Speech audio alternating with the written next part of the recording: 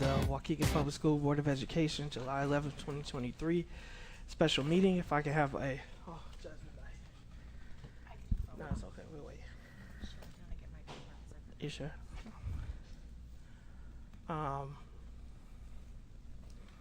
Yeah, roll call, please.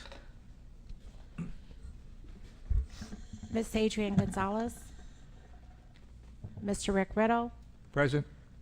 Mr. Jeff McBride. Miss Anita Hanna. Present. Miss Christine Lensing. Present. Miss Carolina Fabian. Present. Mr. Brandon Ewing. Present. So we do have all the board members with the exception of Ms. Gonzalez. So we do have a quorum. We are in open session. There was no closed session. Ms. McKenna, if you'd be so kind as to lead us in the Pledge of Allegiance.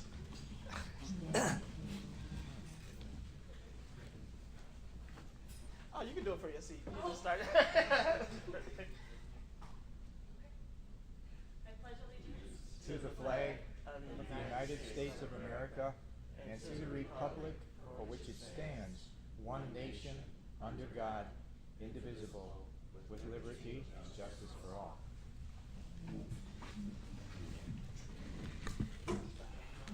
Thank you, thank you. So we do have a public sign-up sheet, so they, Mr. White is bringing that to the front now.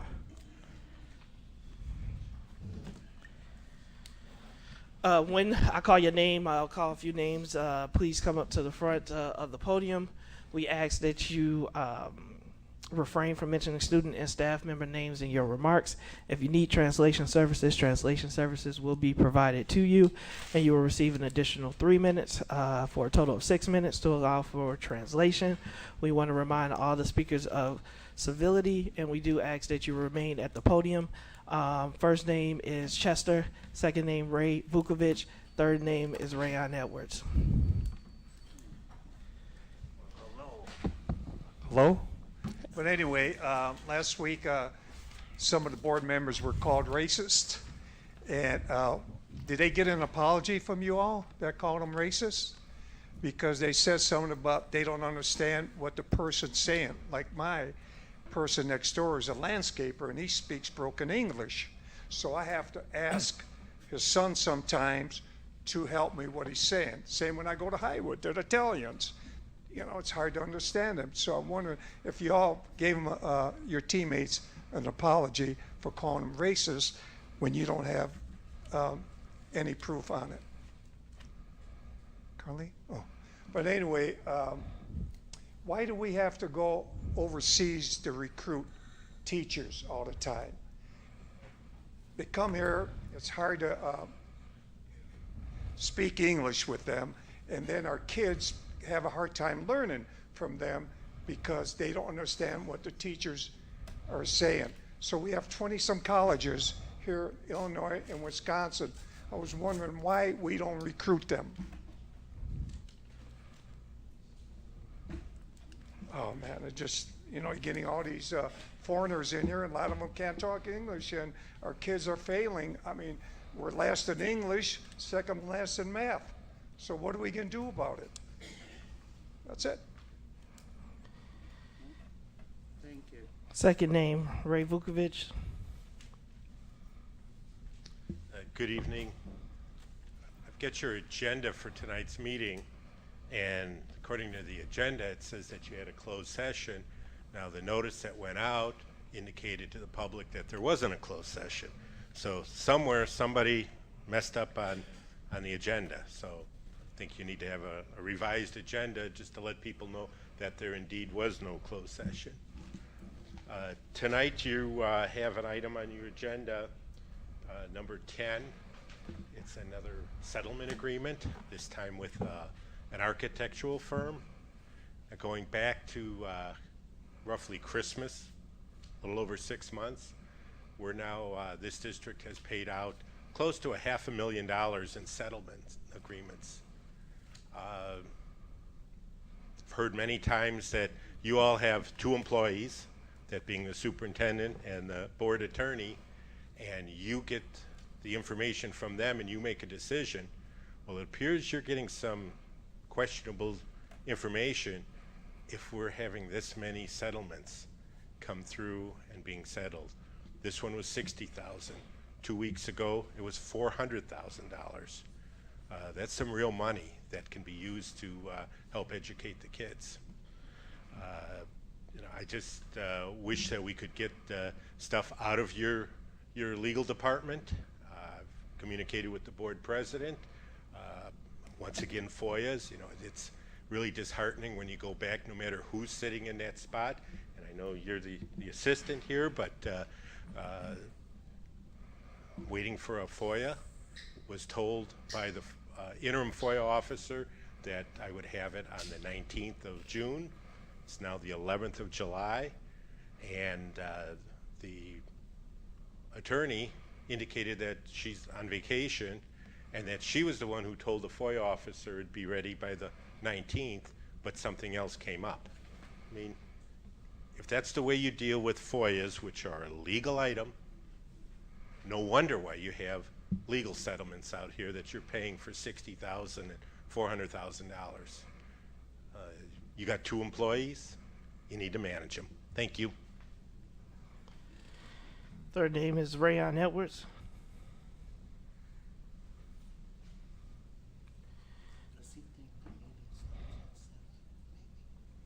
I don't know, it was posted correctly. The next 3 names are Randy Sabecki, Jermaine Castellanos, and Megan McKenna. Mr. Sabecki, right on time. So your name's on the list.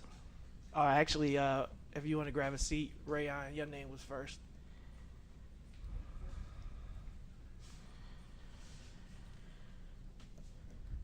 Time starts when you start speaking.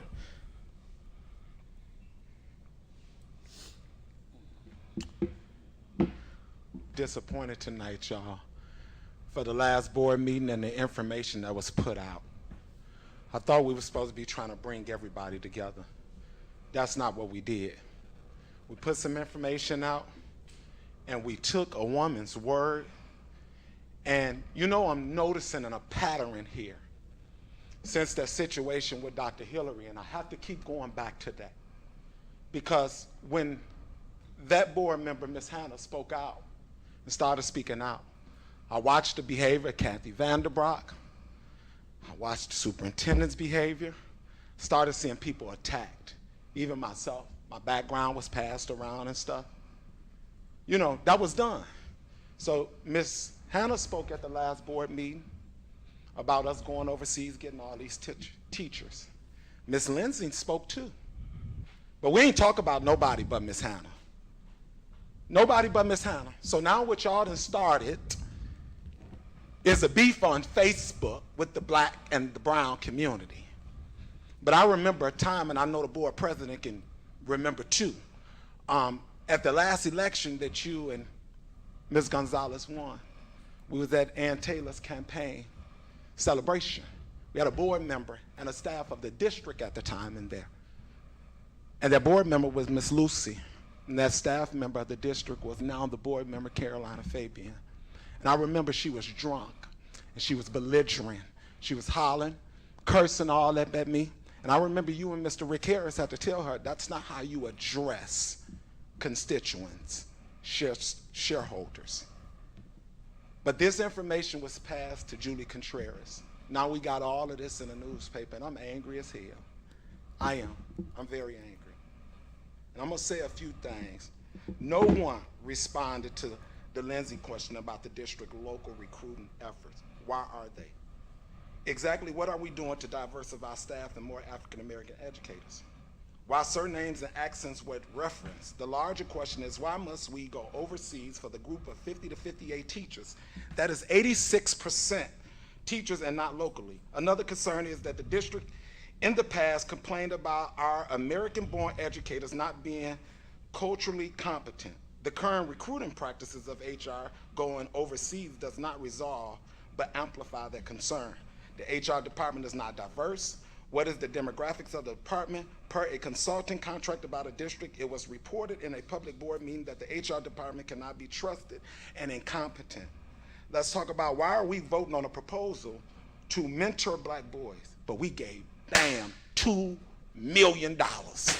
Just signed another contract in. So now we finna pay somebody else to do what they supposed to be doing. Trash. Randy Sabecki and then Jermaine Castellanos.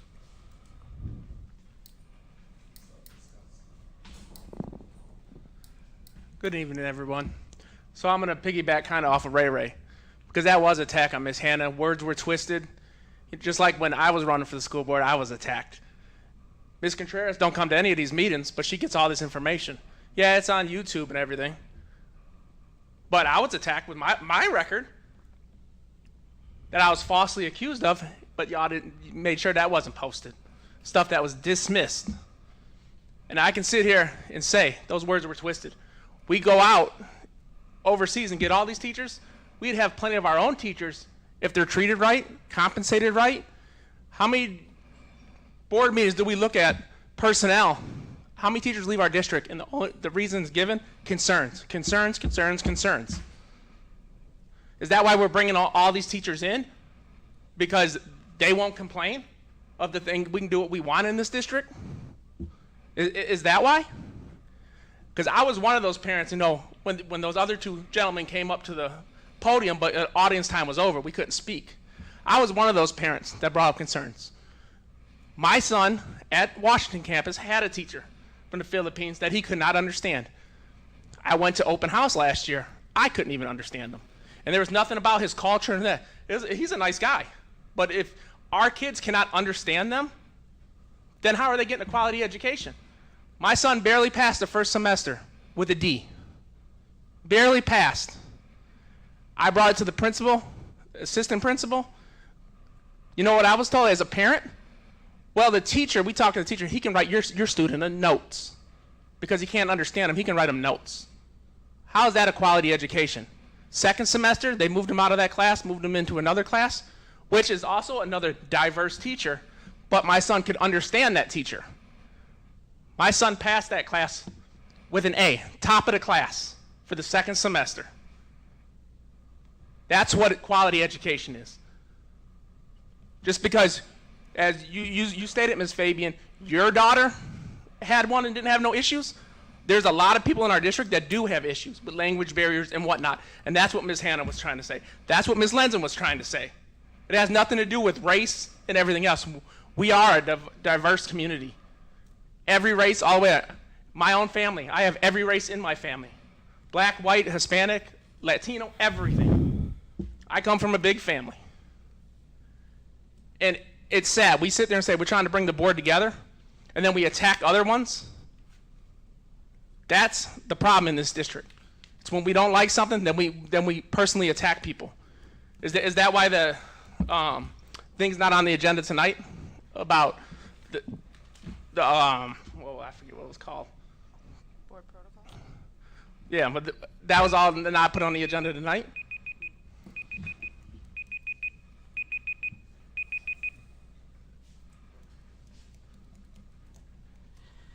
Jermaine Castellanos.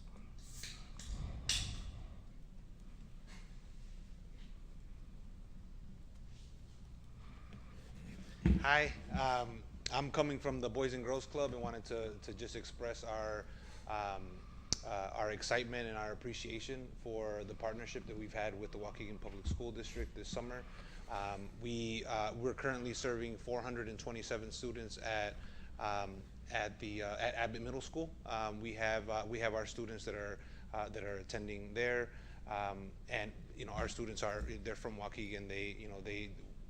When we think about the students that are attending summer school and the students that are not attending summer school and the students that we see that come through our program, so we're just very appreciative of the partnership, and we're hoping that next school board meeting we can maybe get on the agenda so we can throw some pictures up and see, so you guys can see what's going on, because we've had probably the most active summer that we've had ever in the history of the Boys and Girls Club because of the partnership that we've had with the Waukegan Public School System. So we really appreciate it. And speaking of partnerships and speaking of being appreciative, we also wanted to talk about the gun violence prevention walk that happened at the Boys and Girls Club. So can we restart the clock? They don't have to share time. She won't even use that. I won't use 3 minutes. Go ahead. Good evening. I'm the CEO, Megan McKenna of the Boys and Girls Club, and I just wanted to echo Jermaine's comments about appreciation and gratitude to the school district, particularly with the superintendent. We've worked super close in terms of being able to do the summer programming and also the after-school programming that we already do in the district during the school year. But we were particularly touched with the district support for our gun violence prevention walk and vigil that we held on June 28th on the south side of Waukegan.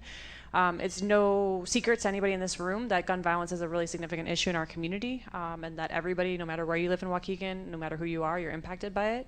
And so we have been having conversations with partners, nonprofit partners mostly, but also government partners to figure out what can we all do about this. And so we convened community organizations, government entities, including the Waukegan Public Schools, to have this first activity that was basically a walk and a visual and a remembrance of young people who've lost their lives, many of whom are Waukegan graduates, to gun violence recently in the community.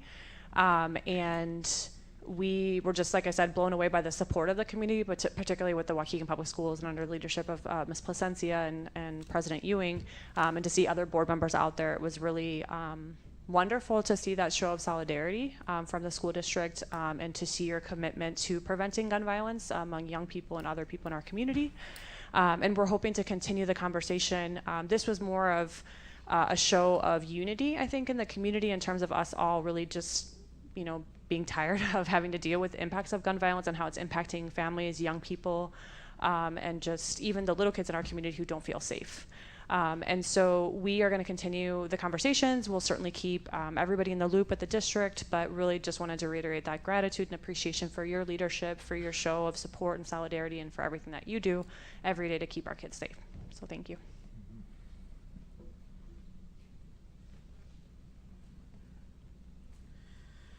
And the final name is Virginia Briscoe.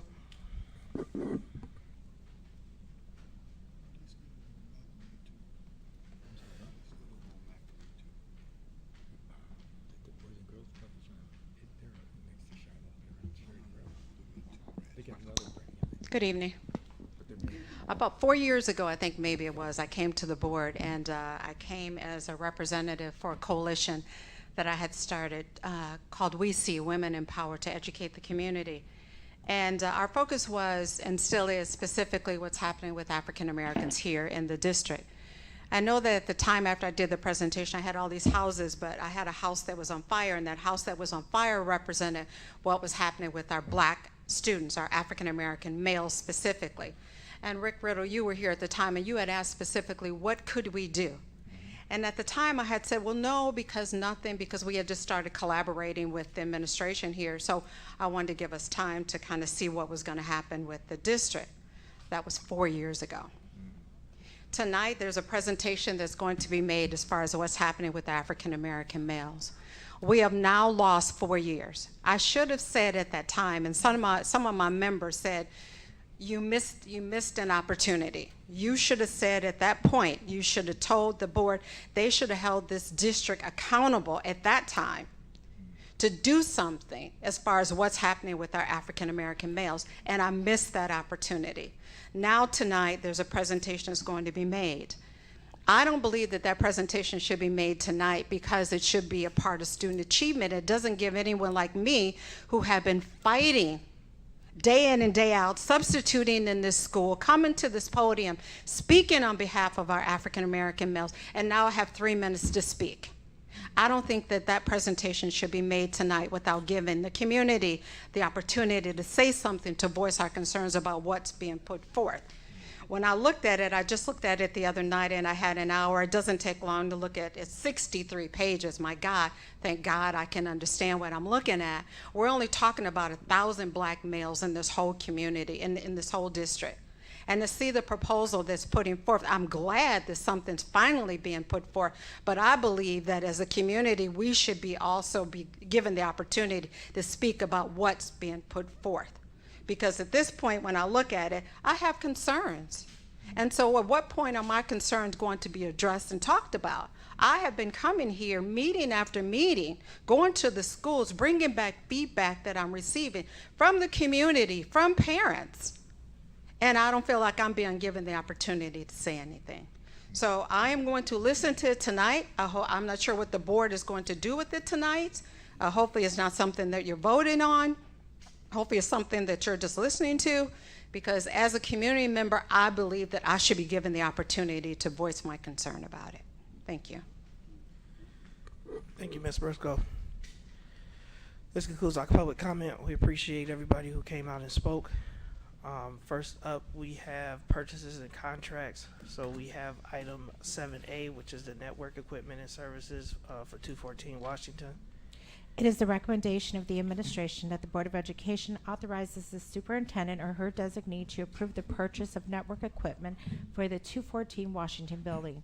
The purchase consists of a 3-year contract for fiber connectivity to Lincoln Center and Brookside, network switching hardware for data communication, and uninterrupted power supplies UPS for power failures up to 30 minutes. The total cost for this equipment will be $688,298.54. Motion to approve. Motion by Mr. Riddle, Second. second by Ms. Fabian. Any comments or questions on the motion? Yes, I have a comment, Mr. President. All of this is procedural and stuff, and I appreciate that. But what I don't appreciate, and it shouldn't be happening, where board members are contacted before the meeting and asked if they will approve this or not. That should not be happening. And as I told the individual that called me, I will not give any kind of indication one way or another, because as far as I'm concerned, it is it's bordering on violation of the Open Meetings Act, because we are basically giving consent of public money. And so now that I told them that I would vote in the meeting. And so we need to look at this practice that board members should not be called individually and asked to what's it, a head nod, okay, or whatever. We should not be doing that. Ms. Lindsay, I saw your hand. Oh, thank you, Board President. So we just had a concern about having a 5-year contract that amounted to less than this, and this is a 3-year contract. So can we just get some information, should we need to cancel, what financial impact that's going to be? Dr. Cuevas is coming to the microphone. I appreciate you, Dr. Cuevas.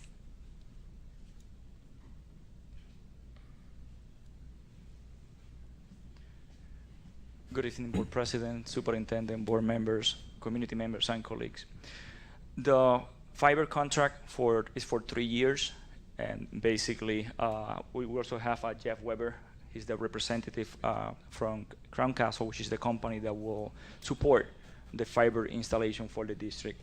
And we have other contracts, like our existing contract with them is for 10 years, and basically we have conversation with them to minimize the number of years. So I know that there's policies that you have in your organization. I don't know if you want to speak about that. Sure. So that can answer the question. Thank you. Sure. The 3-year length was chosen to give you flexibility, but to still amortize the cost of building, which in this case we'll tell you flat out is we're building. Our overall expenses for this are above $300,000, and just the construction of fiber is $287,000. So in order to spread that out over a decent number of years, we went with 36. Because we wanted you to have lower monthly payments and to be negotiating from that point later, just if that's helpful. Thank you. Mm-hmm. And I'll just briefly speak to the issue with polling wasn't the issue of polling, is there's a time sensitivity. And so this was a special meeting, and so the conversation was to not get a yes or no. It still had to be brought before the board, but I had committed to a limited scope. in the meeting. So it was not me, a board member, that was polling other board members. It was a staff member that was calling the contact boards to make sure that they were informed, because this was not previously discussed at a operations meeting, so that if they had questions or concerns, they would be able to answer. So I want to be very clear, is there's no violation of Open Meetings Act. There's not polling of board members, calling other board members to make sure that there was adequate support. There was a timing concern with getting this project done. And so with this vote, even by holding it, right, there was a delay, but I want to be respectful of the process. And just because a board member may agree to a program, nothing is official and can be acted on until this body votes in a public meeting, which is what is on the agenda tonight. So I do want to be clear with I just want to be clear with what that process was. So I appreciate you coming up and answering the question. If there are no other questions, roll call vote. One more question. What the annual, how soon after this, once it's installed, right? And as we know, technology is ever evolving. Sure. And so when can you anticipate that we're going to have to spend more money to upgrade Sure. from where we're getting ready to go into the building now? And my concern for asking is simply the operating cost of the building. Sure. If you'd like to, Yeah, or yeah. certainly. So this is a combination here. So last year, the Board of Education approved the installation of the second pathway for the fiber connectivity. The primary pathway is coming from this building to all the buildings. That's the primary one. Then we added a secondary from Brookside campus to all buildings. That will actually improve our infrastructure to have redundancy. 214 is not connected to neither to Lincoln Center or to Brookside campus. So the cost that we're going to have is a one-time cost to establish that connectivity. In the future, if we open another building, there's going to be additional cost. But basically, this is in specific for the wire, for the fiber connectivity that will provide the communication to the building. So it's only the wiring? Well, not wiring the fiber cables, but if I could add to that, the reason why Crown Castle was chosen as a vendor is because we're offering a dark fiber solution, which I don't want to go too technically into the weeds, but the gist of it is most internet circuits, like the ones you have at home or the ones a bank will have, are limited by bandwidth. Dark fiber is only limited by your equipment.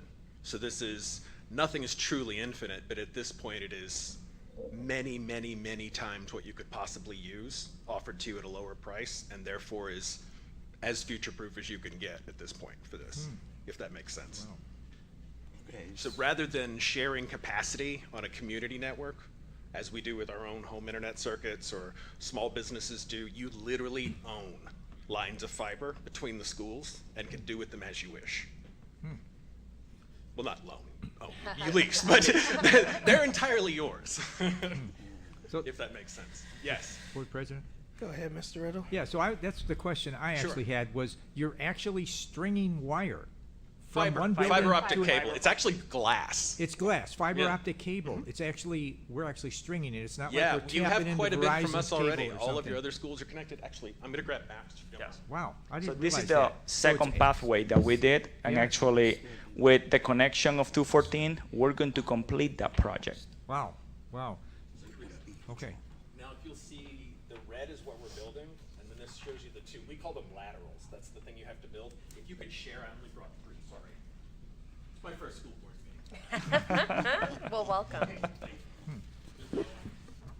The first sheet shows you the overall project. Let me get back to the The first sheet shows you the overall project, and the yellow and I think blue are parts that are going to be used for this route that already exist.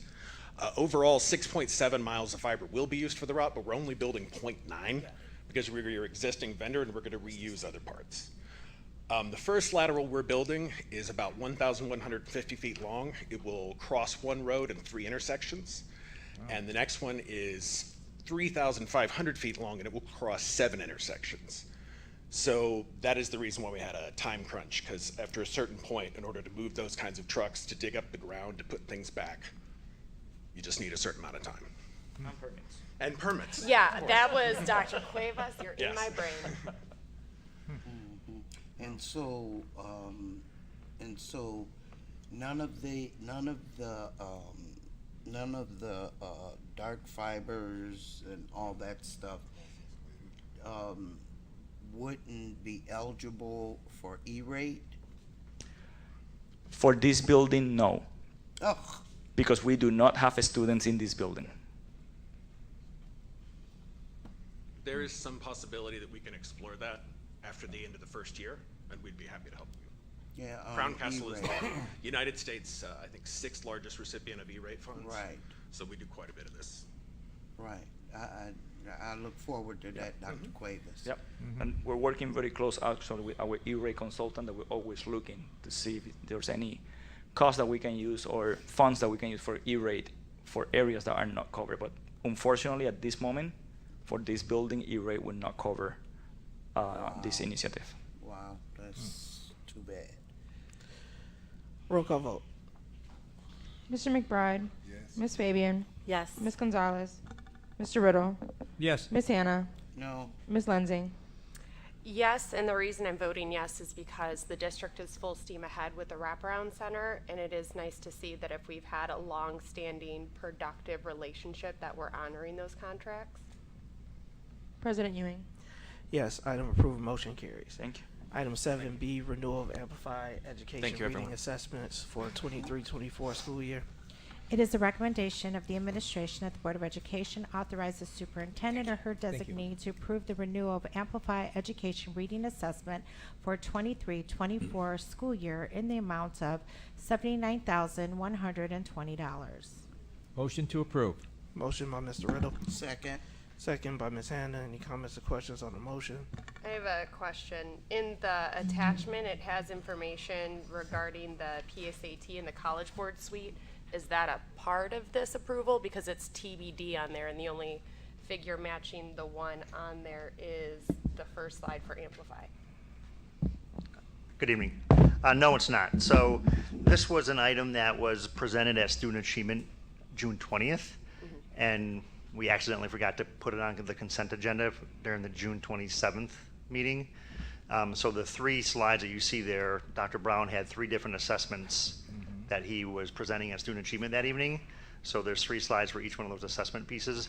The first slide is the one that pertains to this particular item. Thank you for clarifying that for us. You're welcome. Thank you. I'd like to, Go ahead, Ms. Hannah. I'd just like to, I don't have a question, I have a comment. I was able to network with Amplify at a conference, and they are well put together, well worth the funds that we expend to them, and the only thing is wish we could see some data that shows specifically with what Amplify is doing, that it is impacting positively the students. Thank you for the support, Ms. Hannah. Thank you, Ms. Hannah. Thank you, Dr. Knock. Roll call vote. Mr. McBride? Yes. Ms. Fabian? Yes. Mr. Riddle? Yes. Ms. Hannah? Yes. Ms. Lindsay? Yes, and I do echo Ms. Hannah's request that as we look to renew things, we bring information on how they're serving our students in our district. President Ewing? Yes, item approved, motion carries. 7C, purchase of 100 teacher laptops. It is the recommendation of the administration that the Board of Education authorize the superintendent or her designee to approve the purchase of 100 laptops for newly hired teachers. The total cost for this purchase is $117,900. Motion to approve. Motion by Mr. Riddle, Second. second by Ms. Fabian. Any comments or questions on the motion? I have a question. Go ahead, Ms. Lindsay. So can we just get clarification why we are getting 100 laptops for the new teachers? If they are replacing other staff in the district, what happens to those laptops that prior staff members had? Good evening again. So the logistics behind the 100 laptops, currently in our inventory, we have 30 laptops left. So we don't want to be low with our inventory. When the district hire new teachers, so if we fill all the positions, we just want to be ready. With your question, if something happens with the teacher's laptop, our technicians are certified to fix and repair those laptops. If we cannot repair the laptop, then we will take from one of these 100 that we have, or the 30 that we have available, and we're going to provide one. We have a refreshment cycle for all the teachers. That's coming in the near future. So that's basically in our technology plan, but it's not going to happen this year. Dr. Clavers, explain refreshment cycle. Oh. So the refreshment cycle, the computers, they have an end of life. The end of life is when the manufacturer cannot support the operating system. So that means that we cannot install updates, and also we're going to lose the control to monitor the data, and that can create a security issue for our network infrastructure.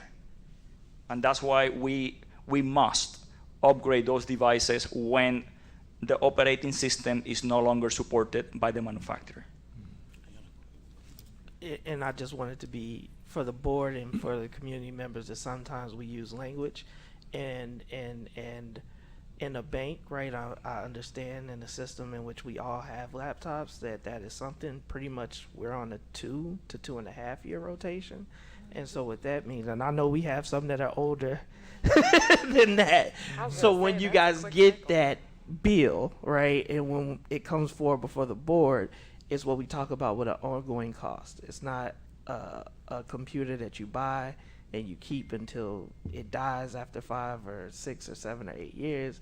These are laptops that will be needing to be replaced somewhat more frequently. That's correct. And with the teacher's laptop, it's going to happen at once we do the upgrade. Thank you. Ms. Hannah, question? And I ran into this, a real issue, okay, for the, and I'm referencing the iPads, right? But I'm going to ask the same question for the laptops. The new laptops, are they going to have the capacity to be able to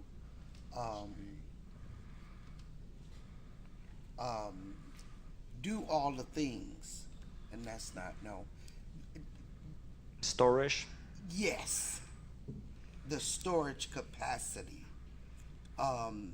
Because I know I ran into that with the old iPad versus the new iPad. Correct. And I chose to keep my old one because I have more storage capacity and stuff. Is that going to be the same? That's part of the criteria to select what laptop model we're going to use. There's always limitation with the hardware storage. That's why we use a combination with Google Drive. So we ask our staff members, our teachers, that when they want to save something, it is better to use Google Drive for multiple reasons. One is backup. If you have a local stored file on your laptop and something happens to that laptop and you don't have a backup, you're going to lose that file. So it's just when we're going through the selection process to identify what laptop model we're going to use, there is different criteria that we will need to follow. What software the teachers are using. And not only we need to pick a laptop that is going to help us at the moment, we also need to work with teaching and learning and ask them what additional software you're planning to use in the next 3-4 years, so that we're going to have a hardware that is going to be ready to support the future. And I'm asking because, and I know you were talking about the refresh and all that, okay? And I already know that technology, it costs a lot of money. A lot of money. And I guess my concern in my head is about the sustainability of the refreshing system and process and all of that through the future. Okay, we're not gonna be where we are now in terms of our budget. Okay, we're not gonna be there, and so we need to be mindful of that. And that's the only reason why I'm saying that. And that's a good point. And in the last several years, with the support of the superintendent, the board, the information technology department have put together a very solid technology plan, and the infrastructure that we have in place today, we're ready for the future. Okay. Okay. Yeah, and my final comment is reflective of technology is unfortunately a utility as much as it is a luxury in today's modern society and where in the world that our students will be entering into. And so while it is a cost, and Ms. Hannah is 100% correct, it is one that you have to prioritize. I would hope that the board continues to make technological investment a priority for District 60. So I do appreciate Dr. Cuevas as always, and these are giving the teachers the tools that they need in order to be able to do their jobs effectively, and I think that's important. So and they will be trained, right? There's always training. If there's a new software, training will be available. Okay. Yes. Thank you. Roll call. Mr. McBride. Yes. Ms. Fabian. Yes. Mr. Riddle. Yes. Ms. Hannah. Yes. Ms. Lensing. Yes. President Ewing. Yes, item approved, motion carries. Item 7D, approval of the intergovernmental agreement between the City of Waukegan, School District 60 for 2023-2024 school year. It is the recommendation of the administration that the Board of Education authorize the superintendent and board president to approve a one-year renewable extension of the existing intergovernmental agreements, IGA, with the City of Waukegan to support public safety services and emergency response services. Potential cost is $181,186.20. I make that motion. Motion by Mrs. Hannah, Second. second by Mr. Riddle. Any comments or questions on the motion? I have a comment. Go ahead, Ms. Lindsay. So I just want to share that since our last meeting where we talked about SROs, I've actually been called in to conversations where we have some individuals that are very appreciative of some of the SROs' work.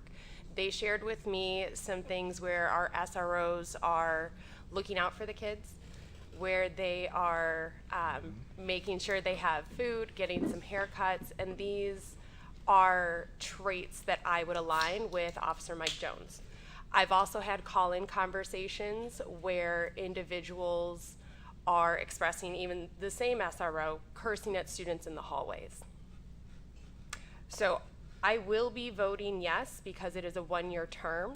I have serious expectations of this board, of this district, and of the Waukegan Police Department to refine what we currently have in place, because having the SRO in the school does not automatically equate to safety. That is a much larger conversation we as an entire community need to be having.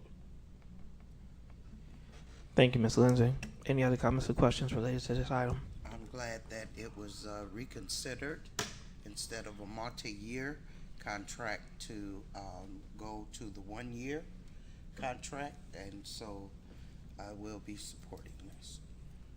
I support it as well, given that it'll be 1 year and it is an eye towards what SROs look like in District 60. I think Ms. Lindsay made a very valid point, as SROs have been in District 60 for a very long time. But we want to make sure that that is the best use of taxpayer resources from the city or the district, and it actually aligns with a safer environment for our students. As Ms. Gonzalez always reminds us, safety is just not related to policing, right? And we want to make sure that we think about it much more broadly. And so, although she's not here, she did say if she was, she would have supported this as well. So, with that, roll call vote. Mr. McBride? Yes. Ms. Fabian? Yes. Mr. Riddle? Yes. Ms. Hannah? Yes. Ms. Lindsay? Yes. President Ewing? Yes, item approved, motion carries. We are now at item 10A, and other approval settlement agreement and release with Leggett Joseph J. Architects. It is the recommendation of the administration that the Board of Education approve and authorize the board president to sign the waiver and release agreement between the Board of Education, Waukegan Community School District 60, and Leggett Joseph J. Architects in the amount of $60,000. I make that motion. Motion by Ms. Hannah. Second by Mr. McBride. Any comments or questions on the motion? Roll call vote. Mr. McBride? Yes. Ms. Fabian? Yes. Mr. Riddle? I'm gonna pass. Ms. Hannah? Yes. Ms. Lindsay? Yes, with a comment. I'm going to just reiterate the expectation that we are looking for ways where we reduce these instances of settlements to ensure that when we are working with fellow community members, organizations, companies, etc., that everything is clear and done by the book. Yes. President Ewing? Yes, item approved, motion carries.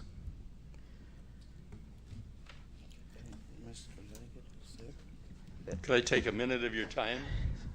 Unfortunately, Mr. Leggett, public comment has passed, and the board did act, but I will if you stick around, and I don't know, was not here. because we gotta, huh? He wasn't here for it. I know, right, and so we moved through that. So, Mr. Leggett, unfortunately, that part in the program or in the agenda has passed, but I will stick around if there's anything that you would like to say to me after the meeting. I'll just give you a set of plans of what you can just pay for. Thank you, Mr. Leggett. Pass them around and look at them. And I do want to say thank you for your years of service and contributions to Waukegan Public Schools. I should add that at any time in the future, the next 5 years, if you should continue with that, I'm going to fully reimburse you for that, for the amount of money that's already spent for that project. Thank you, Mr. Leggett. Thank you. All right, we are at reports and presentations. There are no committee reports. I'm going to ask Ms. Hannah to hold delegates' reports, and then we have the superintendent's report. This is one of those things where I do want to address something that was stated during public comment. Is one of the things that we struggle with is when new information is introduced to the board versus when new information is introduced to the public. And that is the balancing act. And so because this was new information, we wanted the board to have an opportunity to hear it, to see it, to understand it. There are no actions that are being taken with regards to the plan, but we are reviewing it for the first time with the community. Now, there will be future, and I'm sure the superintendent will speak to this is not the only time that this plan is going to be spoken of or brought up or discussed. It is just the first. And so there will be a number of community events and opportunities for individuals to come out to question, to ask questions, and to be a part of the process. So I do want to make that part very clear, is that this is the first, it is not the only. And this was a request by the board that the board not be blindsided with new information. Ms. Hannah. Yes, and I respect what you said, Mr. President.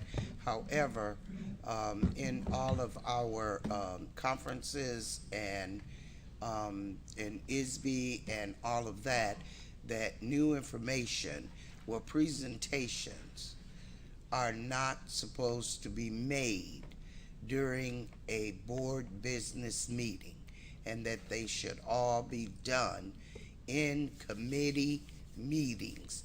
And regardless of whether this is the first time that we are hearing it or not, this is the inappropriate meeting for this to be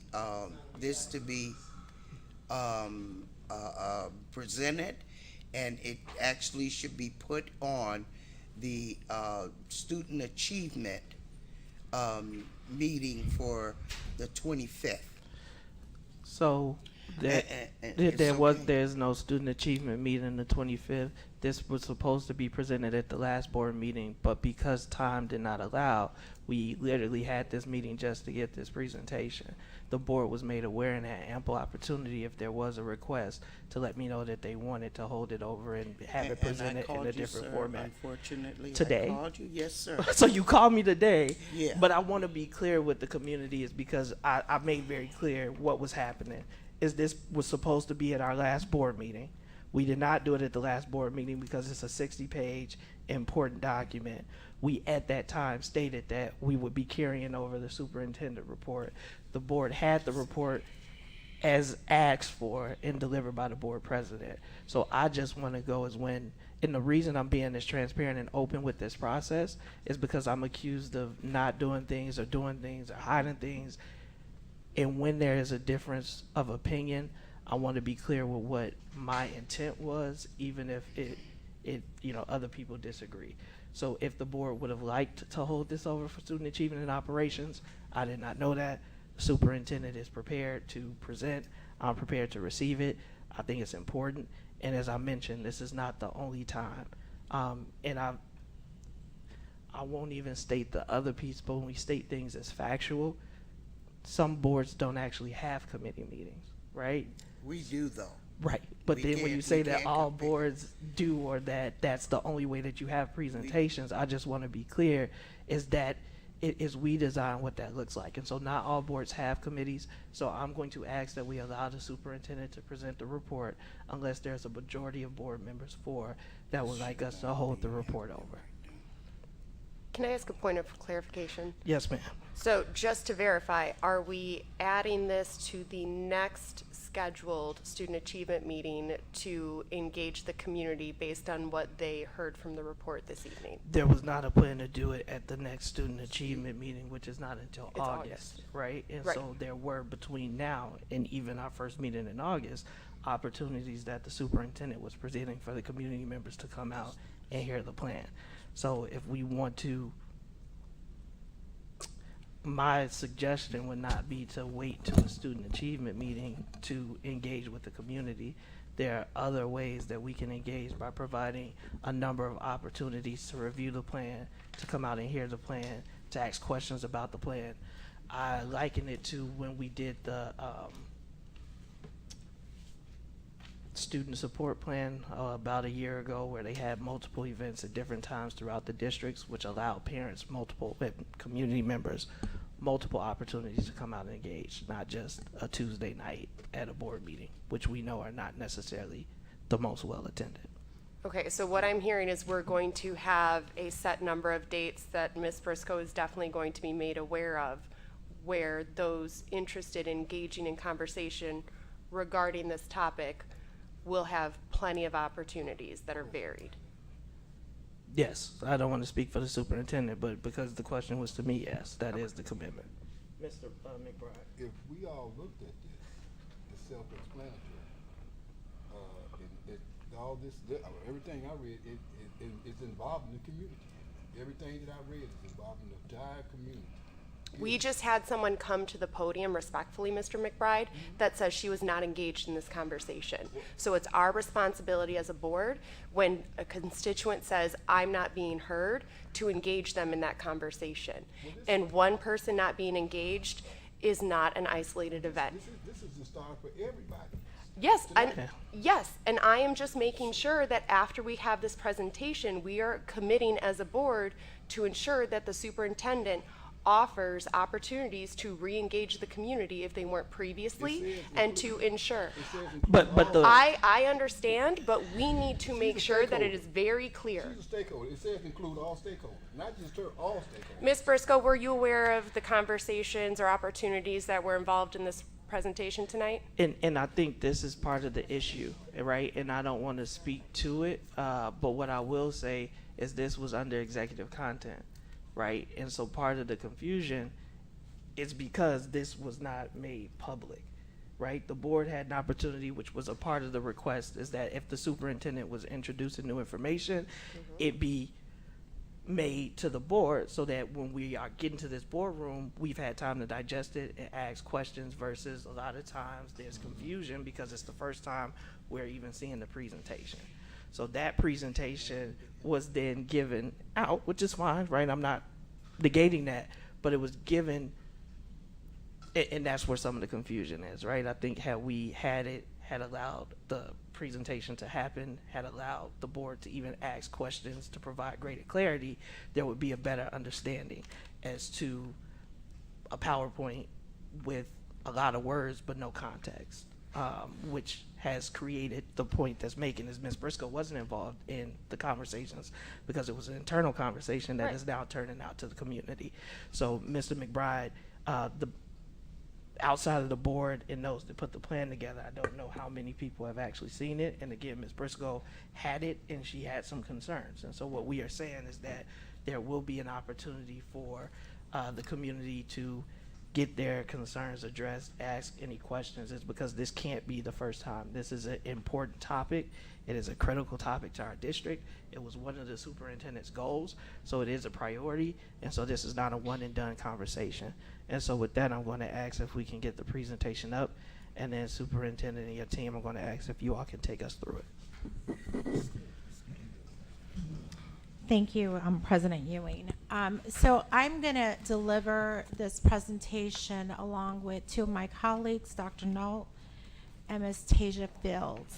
And we're going to cover our African American initiative, because words matter. And before I came into the meeting, I'm just going to state I've been doing a lot of praying on this. I've been brainstorming with my team, been working with some of our men of color in our district, looking at this plan. And I have to say, I've been in education over 20 years, but I am not a black man, and I do not know what it is to be a black man.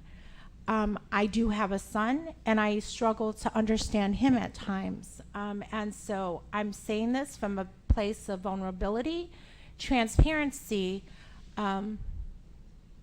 and I think that's why it's so important as we go through the plan that you understand my thinking and what we were looking at as we put this initiative together, and what all has to take place in order for us to have a solid plan. Because in order to create a plan, we have to engage those stakeholders that are going to be involved in that plan. And who are those stakeholders? Those are our black male students. Those are our black male staff members. Those are our black male administrators. Those are our fathers, parents, guardians, our community organizations.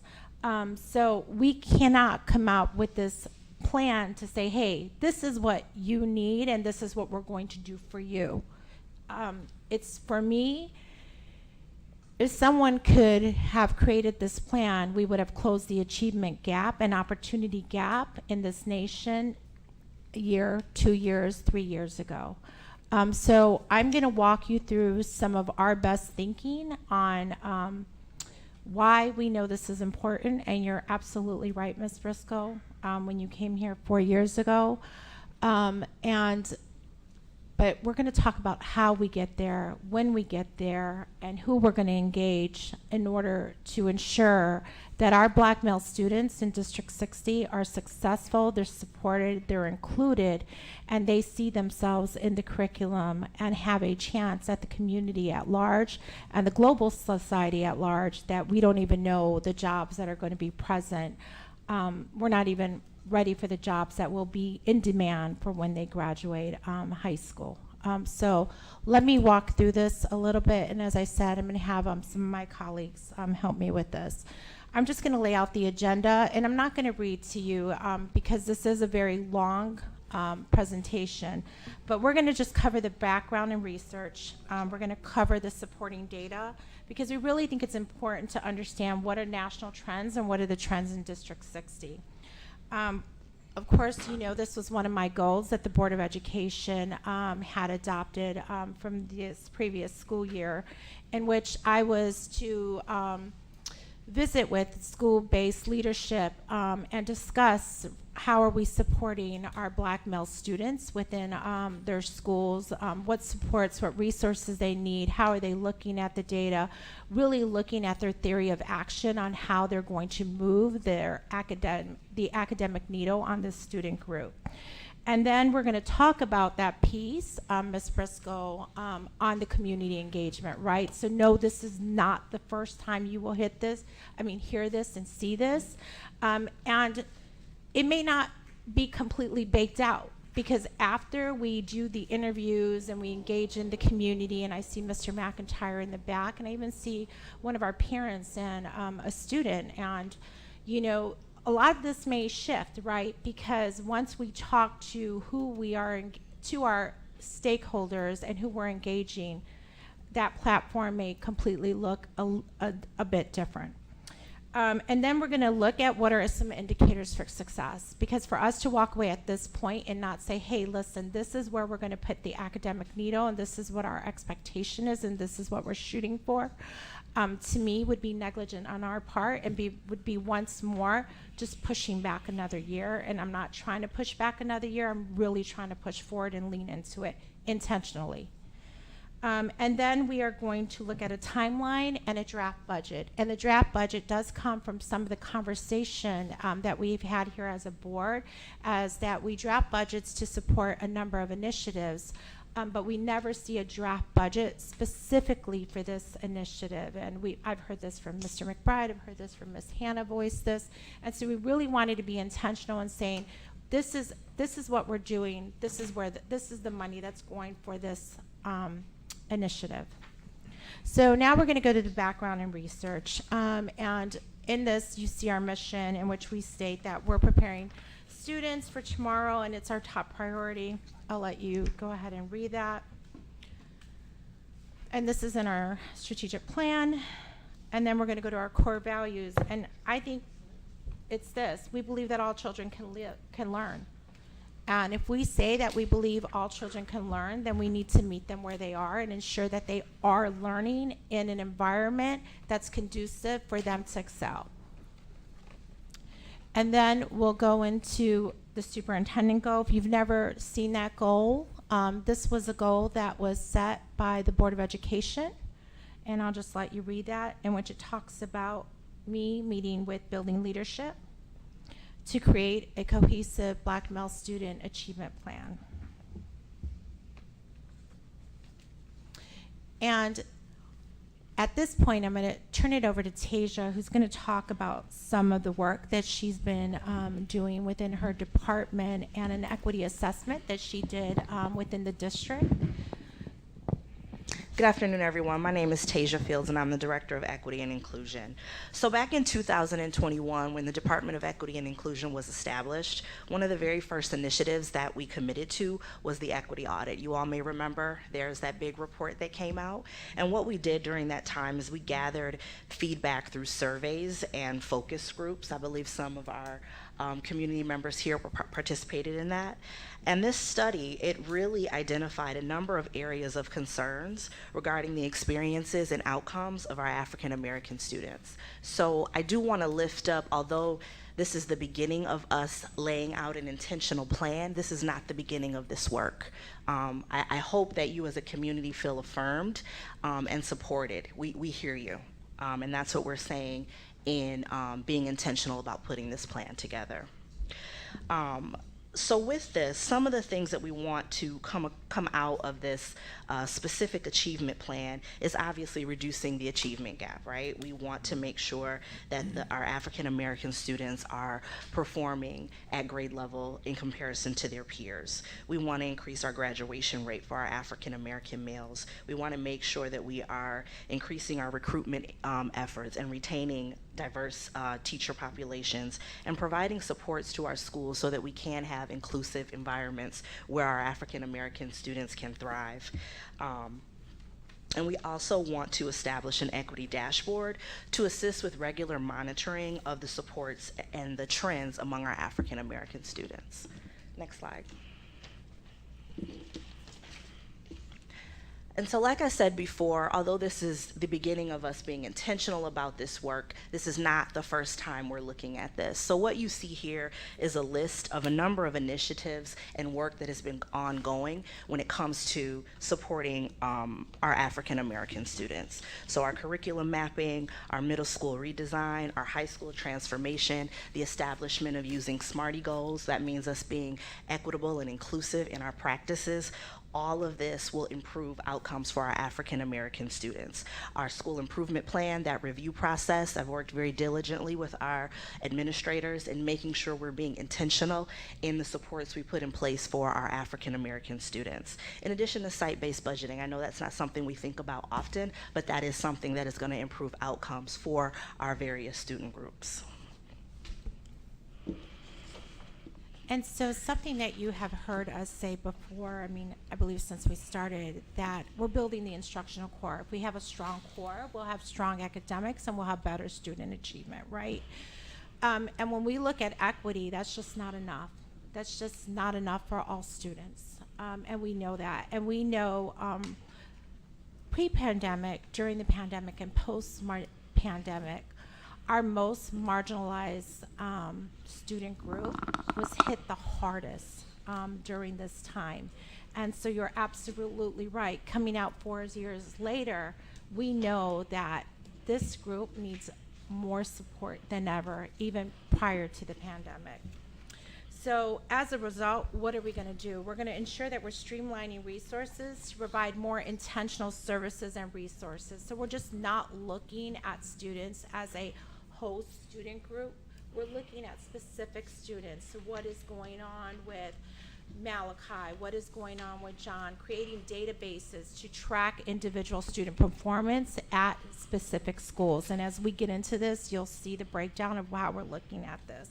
We're going to also strengthen our tiered intervention systems, really looking at how do we support academics, social, emotional, behavior supports, along with extending learning opportunities, morning opportunities, afternoon opportunities, evening opportunities, Saturday opportunities, right? But most of all, we're going to constantly progress monitor this specific student group. How are they doing? I mean, and I'm not talking every 10 weeks. I'm talking about from week to week, really looking at the data dashboards that we have built out to support this initiative. And then, more than ever, we're going to continue to work with our internal school communities, right? So I'm talking about building leadership. But, and this is something that our board president has echoed and echoed and echoed, that we have to get better at partnering with outside communities to ensure that we're supporting in this initiative, our Black male population within District 60. I'll turn it back over to you for the research. Next slide. So we know that the research tells us that we must acknowledge the truth that race and ethnicity matter. That's just plain and simple. It matters, and it plays a part in how we are educating our students. So there are two important ways that we want to acknowledge that. And so one is the influence on students' response to instruction. So what am I saying? I'm saying that a student's racial and ethnic background plays a crucial role in how they engage, how they respond to the curriculum, okay? Cultural experiences, values, norms, all of those vary across racial and ethnic groups. And so that affects a student's learning style, maybe their preference, right? So we need to recognize those differences and equip our teachers to be able to provide tailored instruction, right? So that their practices and approaches are inclusive to the learning environment. And so how do we do that? Culturally responsive teaching practices. That's key. And so what is that? You hear that often, right? But what does that mean? That means you're approaching education in a way that recognizes and values the diverse cultural backgrounds of our students. So we are valuing their student experiences. We're making sure that they're seeing themselves in the curriculum, okay? And promoting these practices, and also connecting the curriculum to their lived experience. The second way that race and ethnicity matter is that it does play an influence on teachers' assumptions about students and their ability level. So I'm talking about biases here, okay? So we all have conscious and unconscious bias. We all have that, right? But sometimes these assumptions, they can affect the way we perceive students' ability to learn. These assumptions can shape a teacher's expectations, the way they choose to structure instruction, right? And so by acknowledging this impact and influence, we can better equip our teachers to overcome these biases and be intentional about creating a more inclusive learning environment for our students. Next slide. And so with that, with all of this research, if we understand how race affects teaching and learning, right, we are being more culturally responsive in our practices. We're promoting supportive learning conditions. What will happen? What will we see, right? So we will see African American children excel in school. If we do these things, these are the things that will happen. We will see an increase in child readiness for school. All of those proficiency scales, those things will increase. Our freshmen on track will increase. The way students respond and report their sense of belonging and culture and climate surveys, those things will increase, and ultimately our graduation rate will increase.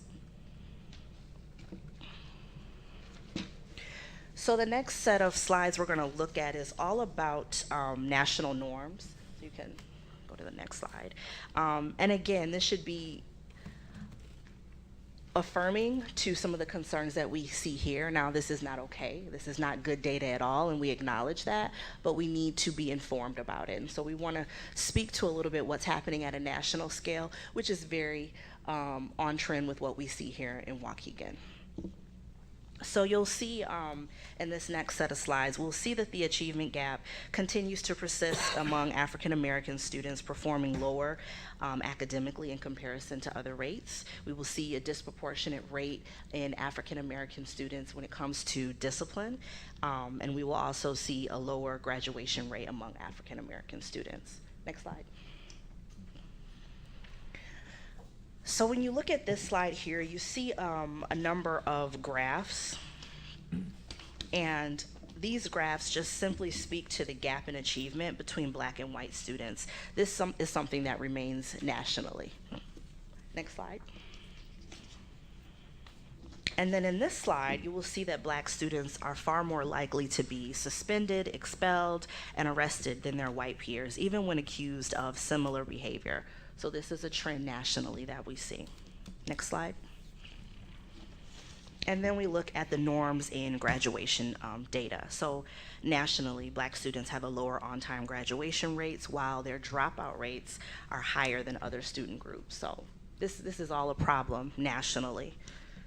And so the next set of slides, you can go to the next one, we're going to actually look at what this looks like here. So our data here in Waukegan Public Schools, which is no different than what I just showed you nationally.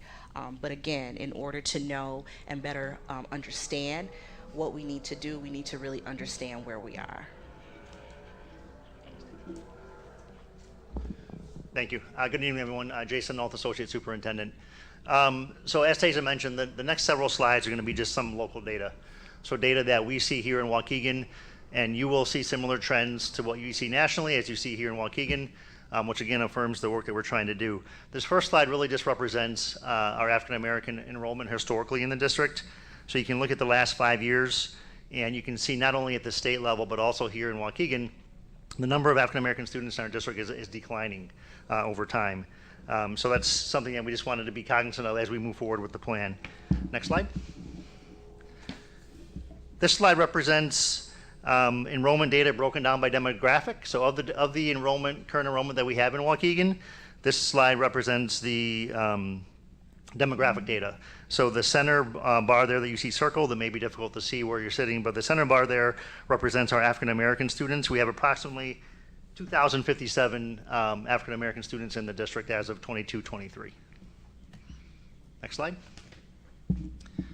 Same exact slide, except just now this is our male population. So when we look at male students in the district, our African American male students, we have approximately 1,079 African American male students currently in the district. Our male-female population is kind of split almost equally, with slightly more males. Next slide.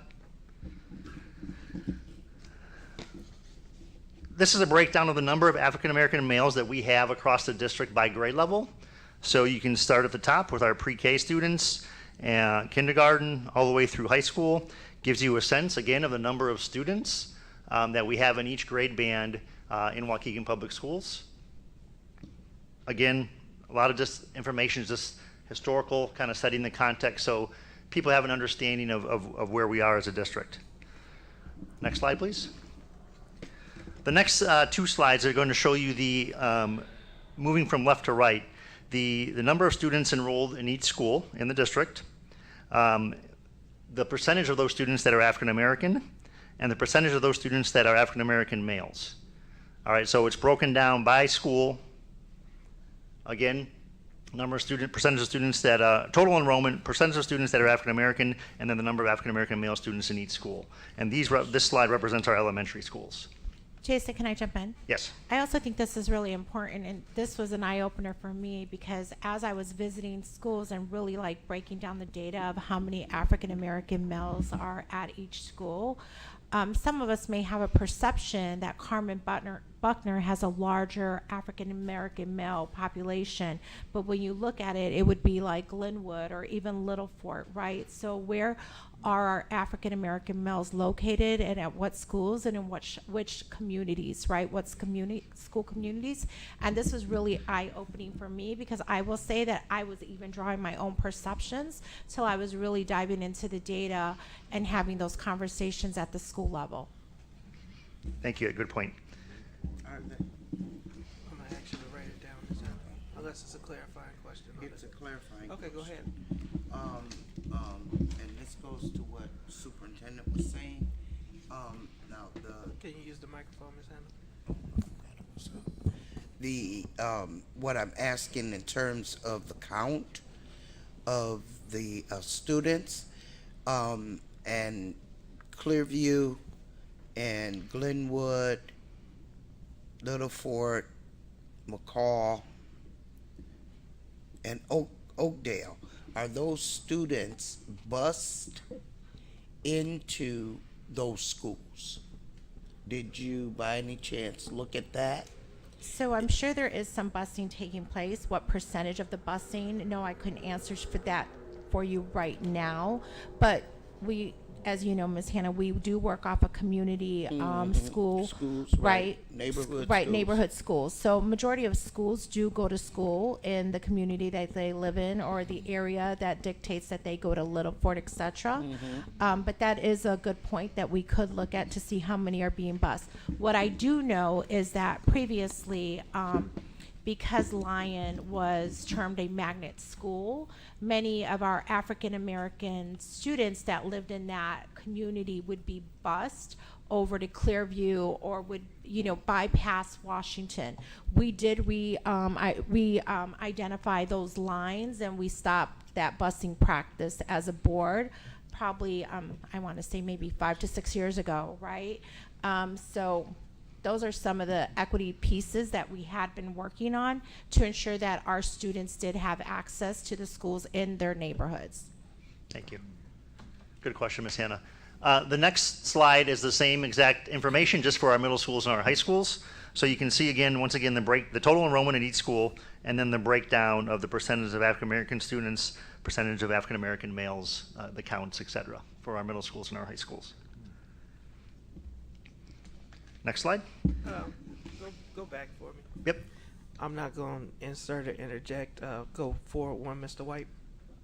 I just want to prove a point that was earlier. So if we say that, what was it, 8%? I forget the percentage.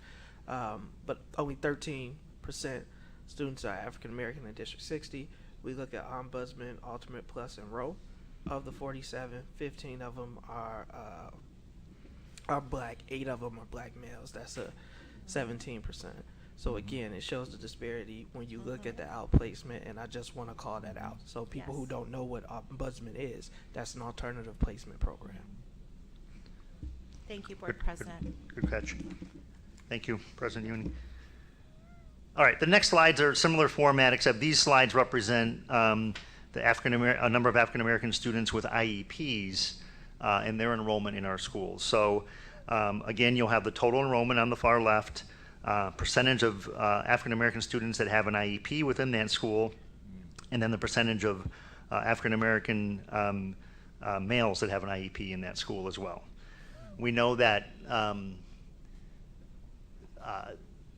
historically, Waukegan has received feedback from ISB related to disproportionality in terms of the number of African American males that are being identified as needing special needs, diverse learner services and programming. So this slide kind of paints that picture and, at each one of our sites, and lets us know the number of students at those schools that have IEPs, the number of those percentage of those students that are African American males, et cetera. Next slide. And the next slide is, again, the same information just for our middle schools and our high schools.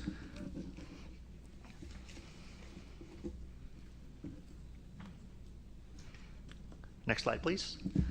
Now we're going to get into our student achievement data. And this data that you're seeing here on the bottom represents all African American students in the district, not just males, but this is both male and female. So looking at that, the bottom portion there is where you'll see our African American student performance, and at the top is the entire district. So you can see the last 4 years worth of IAR data in the area of English.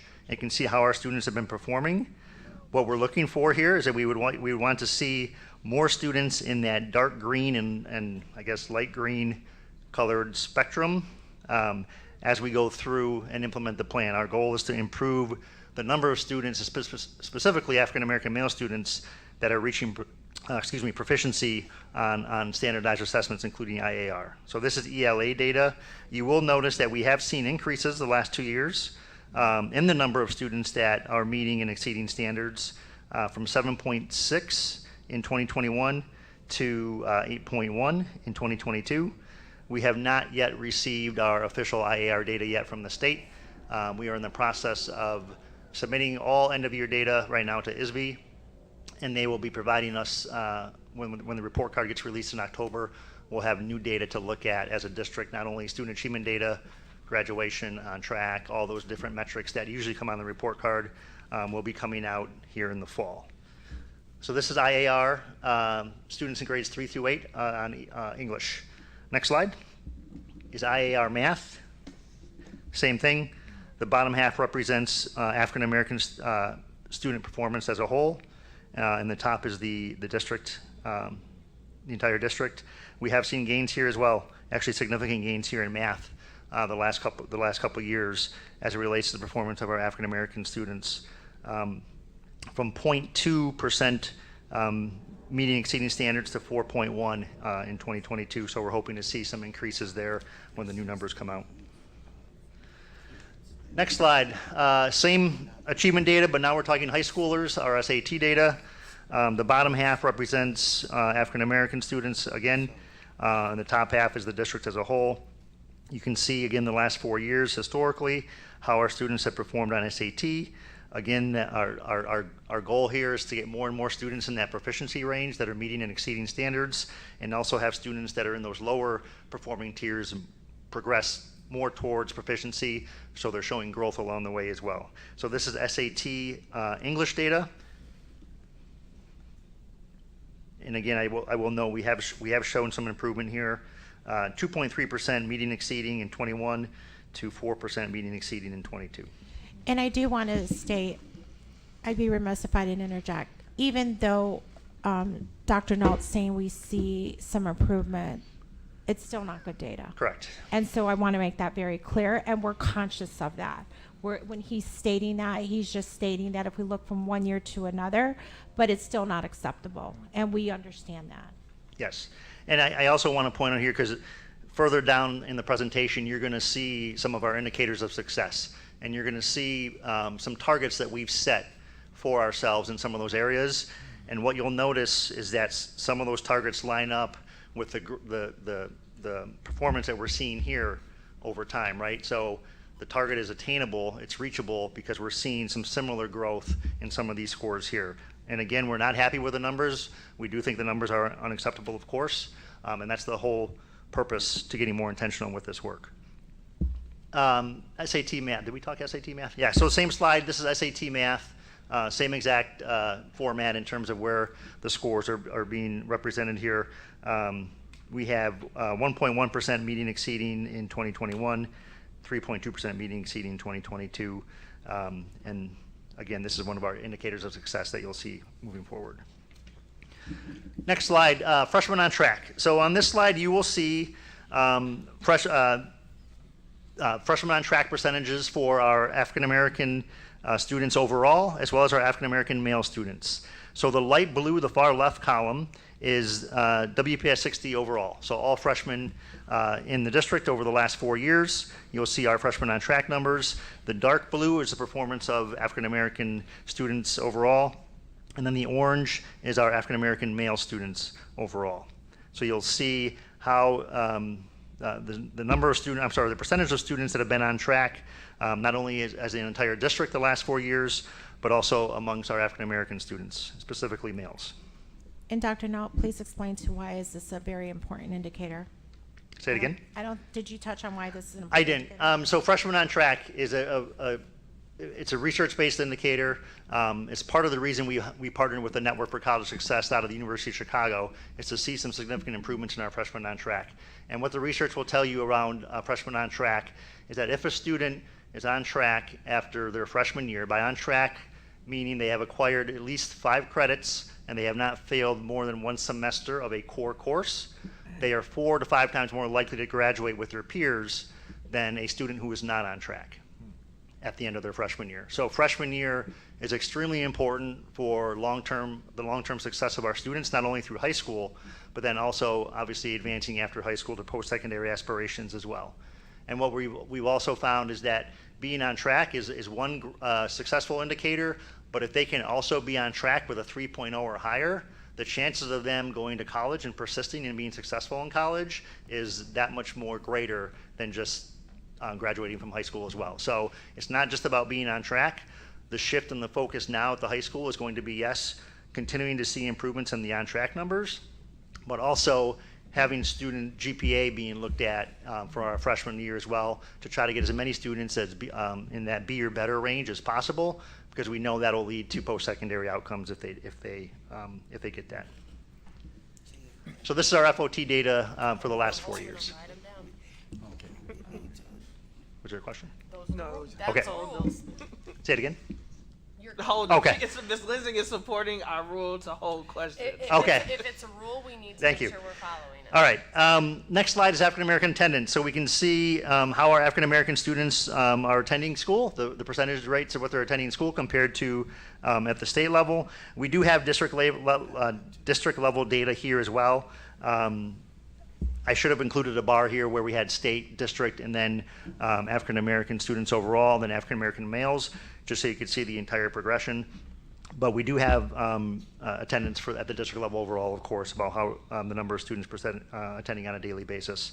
But here you'll see again, the dark blue is our African American students the last 2 years, and the orange is our African American male students the last 2 years in terms of their attendance. Now, I will say this, if you look at this slide and the previous slide, we have seen increases in both of these areas for our African Americans and African American males in general.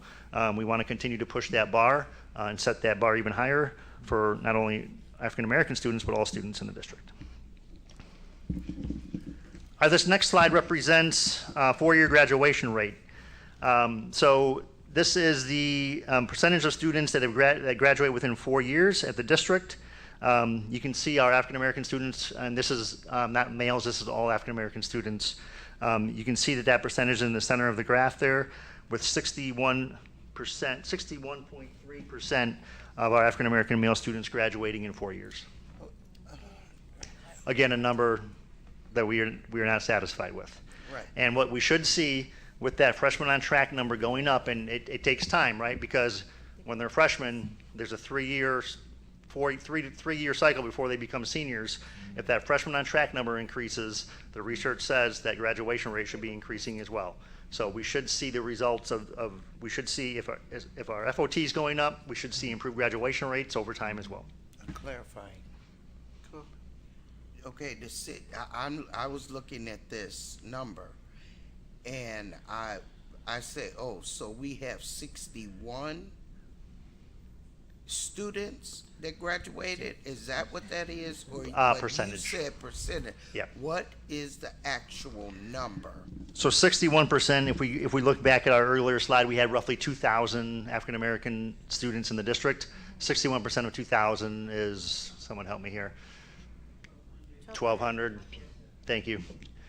But that's not the right statistic. If we can come back with that number, but it's in the double digits, Ms. Hannah. It's only 70-some, I think, as that were seniors. So if you take 61% of that, right? But Ms. Hannah has requested that we use numbers and percentages. So if that's something that we can do. Okay. That's what's missing. Yep. Okay, and noted. And we had some slides where we do have counts and some that we didn't. This one I believe we just pulled the snapshot right off the ASB report card, so we can get the actual counts for you as well.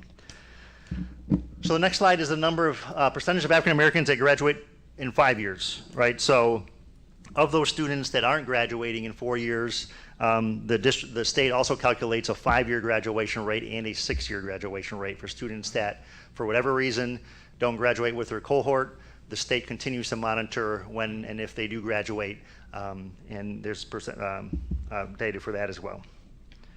Next slide.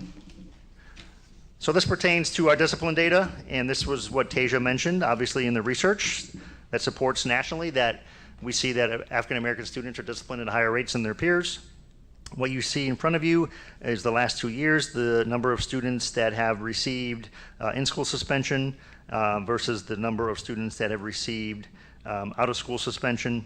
And the goal here is to obviously increase the number of students that are, the goal is to eliminate discipline infractions altogether, correct? But if there is a consequence that needs to be handed out, that we would want to see the in-school suspension numbers increasing, and we would want to see the out-of-school suspension numbers decreasing.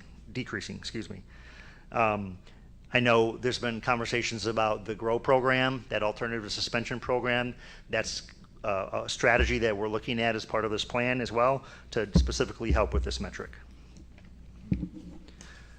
Okay, the next 2 slides are going to reference the ESSA designations. And just to refresh the board a little bit on ESSA, every year our schools receive an ESSA designation from the state that is tied to specific metrics around student performance, student quality indicators, et cetera. So our ESSA designations are going to be coming out and being released with the new report cards in October. Every school will get a new designation from where they are now. So I wanted to take a minute just to show the board and the community where we've been with our ESSA designations the last couple years. And as a side note, during the pandemic, during 1920 and 2021, ISB, they waived all the designations. Schools across all of Illinois did not get designations due to the pandemic. So what you'll see in the purple is the designations in the priority groups that were identified for our schools in 2018 and 2019. And then on the right, in the yellow, you'll see the designations in the priority groups that were identified for our schools in 21-22, which was the last time that we got designations. One of the things that I think it's really important to point out here is that pre-pandemic, 2018-2019, if you look at that priority group column, you'll see that almost all of our middle schools had African American students as a priority group. So in other words, that was a group that the state identified as needing some targeted and intensive support. We concur, right? We concur that that's still the case today. And you can see their designations as well. They were all targeted in 2018-2019. All the schools you see on the left, the high school, Edith Smith, Jack Benny, John Lewis, Juarez, Robert Abbott. The last designations received in 21 and 22, we've had some schools that made improvement, and we had some schools that didn't. And we had some schools that stayed the same. 21-22, our high school went from targeted to commendable, and they had no priority student groups. And then you'll see Edith Smith maintained their designation. However, African American students were not a priority group as identified by the state for Edith Smith. And you'll see the same for the same for Lewis, and the same for Abbott. Again, that's not to say that there's not work to do. We know that there's work to do. It's just simply pointing out that there has been some progress made with some of our African American students in some of our schools, and the state is identifying and recognizing that those are no longer priority groups for those schools. We view them as still a priority group for our entire district. So regardless of what the state says, we still have African American students that fall into that DL category. So even though African American may have fallen off, the DL category is still there for a lot of our schools, right? So that means just looking at Edith Smith, for example, they have DL and EL students as a priority student group for 21-22. They'll be getting new priority groups for 22 and 23 when we get that data. But it just shows you, kind of paints the picture of where we've been the last couple of years, pre-pandemic and post-pandemic. Next slide. This is our elementary schools. You'll see that the majority of our elementary schools are commendable. Back in 2018, 2019, Carmen did have African American students as a priority group. That is no longer the case now. However, we're going to continue to focus on the students that are at Carmen that need support. Next slide. This is our elementary school designation history again. You can just see the side-by-side comparison of where they were. We see Clark in there as one of our district's only exemplary school. I'm confident, I don't want to say this, but I'm confident we're going to have a couple more schools that are exemplary. Okay, I'm not going to say it. All right, I won't say it. We have some initial beliefs that there may be some good data that coming from some of our elementary schools, so we're hopeful that we get more schools in that category. So you can see our history here. And the next section, I'm going to turn it back over to the superintendent. You could go ahead. Okay, so once again, you've seen the goal. And so as a result of the goal, I just really got to go back out in the field and do what I do best and work with school principals, look at data, and look at the core that they're building to support their students, right? And so basically this just shows, can you go to the next slide? Thank you.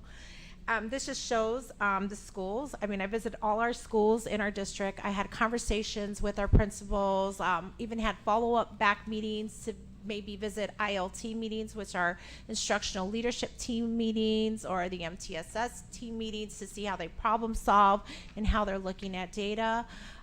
So this just basically shows when I was out there, how many schools I've seen and the conversations that took place in regards to the goal that was set. So now I'm going to talk about some of the findings and some of the goals. So as you've seen, when Dr. Naut was going through the designations, 4 out of 5 of our middle schools no longer have Black students as a priority group. So we're proud of that, but we need to maintain that, right? We also, when I was out there, also heard and seen that we are having a positive impact with the services that are provided by BAM and WOW and Asian Human Services. And as we move forward, we know we're not working with Asian Human Services, but we will be working with the Jocelyn Center for the upcoming school year. Buildings were triangulating their data. They were looking at their academic data, tying it to their social emotional data, and looking at attendance data to see the impact it had with attendance, right? I mean, with student achievement for African American male students. So that was positive for me, because sometimes, depending on how you look at the data, you can get one picture. But if you do not triangulate it to get a whole picture, you can miss something. But something that did come out of that insight was that each building I went to, the way principals looked at data was very different, and how they organized their data to be stored was different type of Excel sheets. So one thing that we did, and I don't know if it's in here, is that we created a data dashboard in which it will It was already rolled out to all of our schools that will track individualized data for all of our African American male students. And it's going to go very granular, right? Are they from a one-parent household, two-parent household, where to the state? What interventions are they receiving? Are they in extracurricular activities? What is the attendance? What is any truancy problems? What are the incentives or interventions that have been laid out to work with this student? So it's basically a student portfolio that will track each student at each school-based site. And then I kind of got into the last one. Build-in leadership started identified supports for students, either before school, after school, Saturday school, SEL groups, etc. And then what I seen was rich conversations, once again, as I said, with the ILTs and MTSS, really talking about what student group are we looking at, right? So, and many times as an educator, and I will even say during my administration, we kept saying, well, we're looking at students as a whole. We're building the instructional core because we know that research says if we build a strong instructional core, it will improve student engagement. And when you talk about race, it can be very uncomfortable at times. But if we don't start talking about race, we won't be able to move the barriers, and we won't be able to get to the nitty-gritty of the work in order to improve student achievement. And so what we've seen is that those conversations were starting to take place at the building-based level to look at how we could better support our Black male students within each school.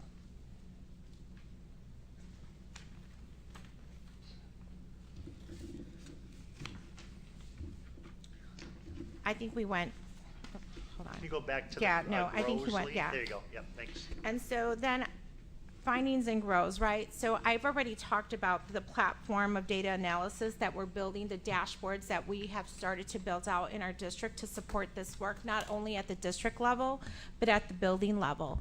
But another concern for me is the high percentage rate of our African American males being identified for IEPs. If we went back to that slide, it's very alarming. And when we look at what are our designations stating, we may not be targeted for Black students. However, that DL tag is still on many of our middle school designations. And so what needs to happen then? For me, we need to have an internal audit on all of our African American male IEPs to ensure, one, that we're providing the correct supports, that the accommodations that the accommodations that are listed on the IEPs are actually having a positive impact on student achievement and individual student achievement. But more so that we're actually seeing that our students are growing academically, right? We want them to grow social emotionally in all areas, but we need to see academic improvement regardless of what's taking place, and that IEP should be there to support that growth. And so the board will be hearing more about that audit regarding the IEPs at a later board meeting. And then we also know that we need more mentoring and enrichment programs. We have BAM, we have WOW, and it's not the solution, but some of our students do need that one-on-one contact with the mentor every day just to check up, to have a safe place to have conversations, or just to brainstorm, or just maybe even just help work through some problems, right? So we're looking at how do we add more mentoring components or services, especially in those transitions year, 5th to 6th grade, 8th to 9th grade, right? What does that bridge look like from elementary to middle school to high school? But also in 4th and 5th grade, I think we need to be more intentional, because we start to see kids now at those grades where they really start to identify a personality or start to get labels on them that they carry from 3rd grade on to high school as, oh, they have behavior issues, or let's see if an IEP, or, so how are we supporting that student group? I want to go back here for a minute.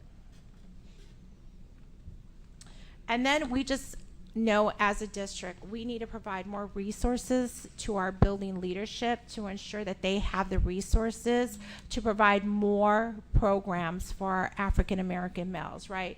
Whether that's extracurricular, whether that's tutoring before and after school, whether that's Saturday school, whether that's Saturday in the evening school, whether that's counseling for parents, whether that's parent engagements.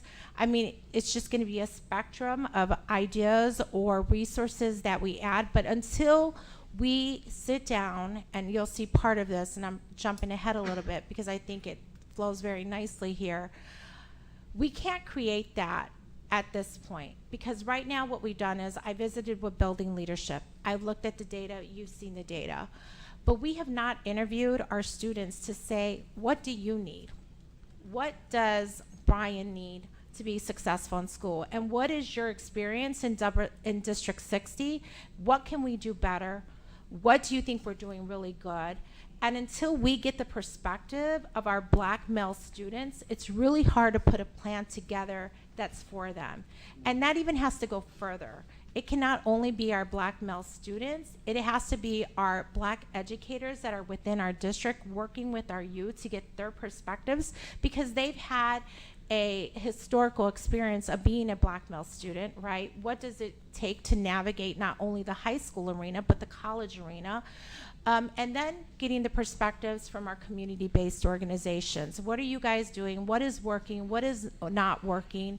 And then there was also another piece in here, is that there are some districts that are doing some really great work around this same initiative. Madison, Wisconsin, Oakland. And so looking out there to seeing what's really working, I believe it's Oakland, they partner, and I'm saying this because our board president's here, and I know he works for BCU, and they do a lot of, BCU, what I've seen thus far, does a lot of work with community organizations. And so in Oakland, they partnered with the bank where they've applied, they supplied incentive mentorship programs, right, and worked with non-for-profit organization to support Black male achievement. And so just looking at those different programs of how can we either A, bring them here, B, emulate them, C, recreate them. I mean, there's just a wide range of what is working, so we do not have to recreate the wheel. And we can break down those social constructs. Okay, I'm good. Next one, Mr. White. I'm going to turn it back over to Dr. Null. Next slide. Next slide, Lee. Thanks. All right, so we heard a lot this evening about community engagement, and the superintendent mentioned it's going to be impossible for us to implement and carry out a plan without that critical voice of our stakeholders, specifically students, parents, community, et cetera. So our community engagement plan is going to be robust in terms of the number of opportunities that we're going to create to get input and feedback around this initiative. One of the first things we recently have gone through as a district leadership team is a political mapping exercise. It was a training that we went through where essentially we were given a situation and we had to kind of identify and reflect on who the key stakeholders were that would be beneficial for us to connect with to roll out an implementation of an initiative that we were trying to do. It was just a sample project that we did. And it told us who we needed to speak to, what that messaging needed to be, what feedback we needed to get from those folks, what was the follow-up, et cetera. So doing that as a district leadership team, I think is going to be an important part of this process. Identifying people within the organization, so internally, and also outside the organization, who are going to be able to help drive this plan at various levels. Nick and his team will be developing a communication plan that will be pushed out across the district. Plan and host community thinking sessions in town halls, so members of the community, parents, etc., can come in and ask questions, give us feedback, share thoughts, their opinions, share what their lived experiences have been in the district.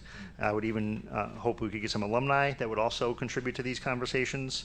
Conduct some stakeholder surveys, facilitate focus groups, collaborate with parents, staff, community leaders, establish feedback platforms, and then just share our progress with the board and share the feedback that we're getting with the board as we go. We know that we cannot even begin to scratch the surface of the plan until this piece is done. We understand the importance of it, and that hopefully has been echoed multiple times this evening.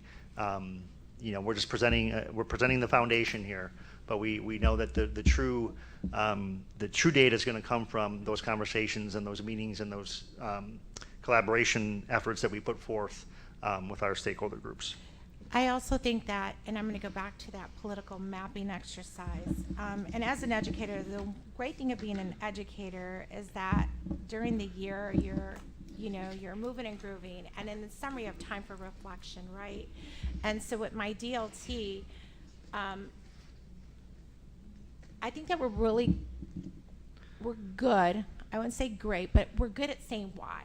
Like, we know why this is important. We know why we should do this. But the how, we're tripping over our feet.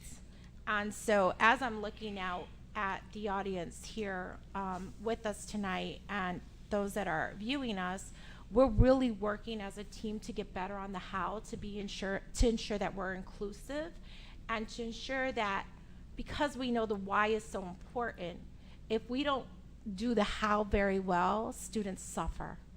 And so I needed to call that out, and that's why that political mapping is so important for us, to ensure that we're engaging all the stakeholders that have a vested interest in this, because we all know what the right thing to do, and everybody wants to ensure that all students are succeeding. But if we don't come together with combined resources and really push this together as a community, it's just going to be another initiative. And our goal and our hope is that the framework that we're building out here and how we approach this, that though we know that our DL and our African American students at times were our lowest subgroup, that we could take this same framework and then keep attacking the next lowest student group until we have no lower studying groups and we're all achieving at a higher rate. Next slide. So I think the next few are your superintendent.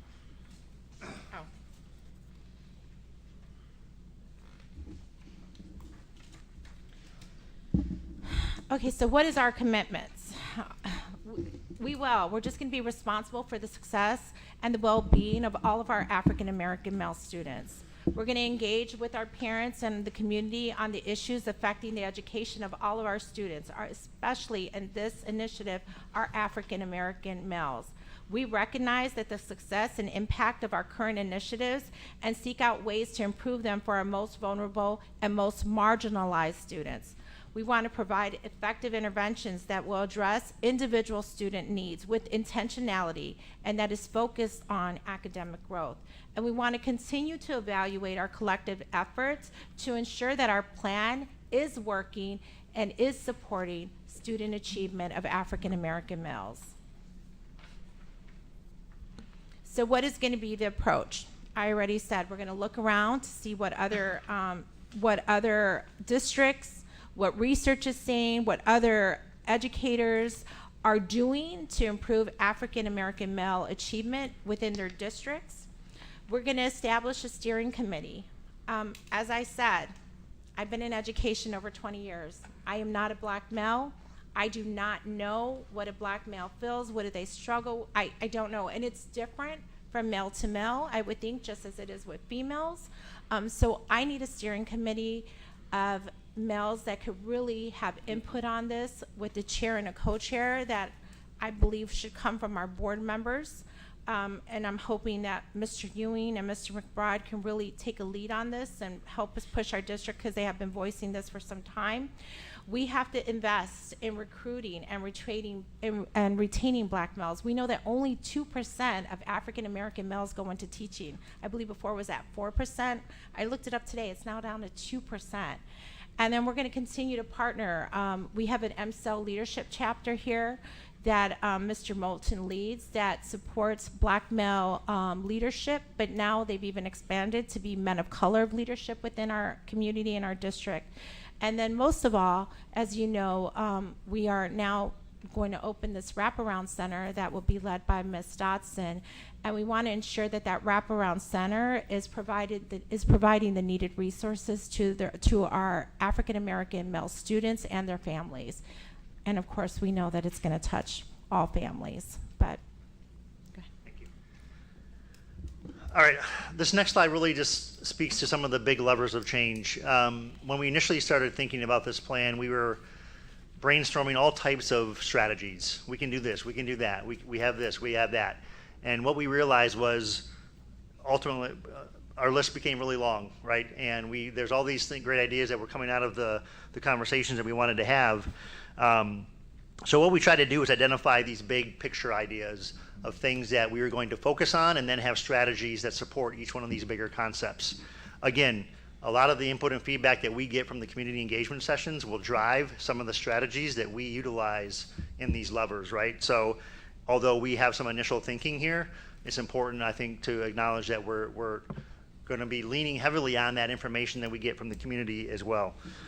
So focusing on early education, we know there's been a lot of discussion at the board level on the science of reading and early literacy for our students. So that's one area of focus is early education. And sorry to interrupt and breaking the rule, Ms. Linsing. I just got to shout out United Way Success by Six program and make sure that we are 100% utilizing that in our community resources when we move forward with those things. Sorry. Go ahead.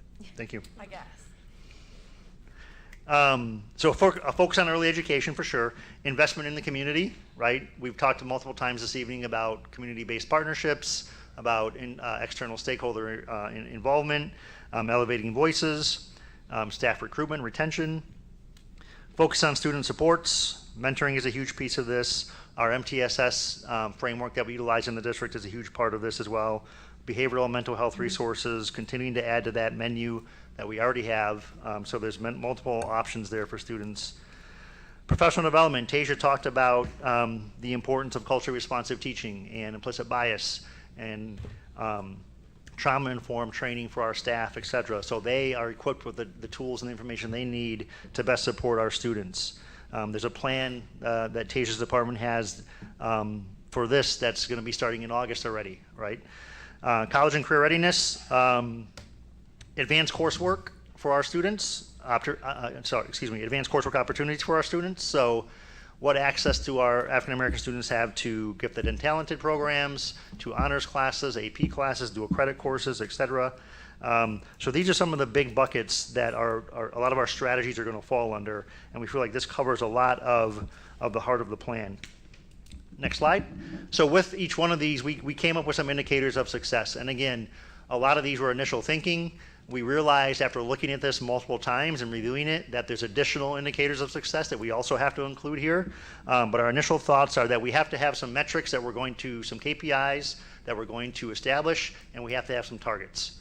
Okay? So when we look at indicators of success under student achievement, and these were, ironically, if you look at the slides that Tasia presented on with the research, these pretty much mirror what the research says, right?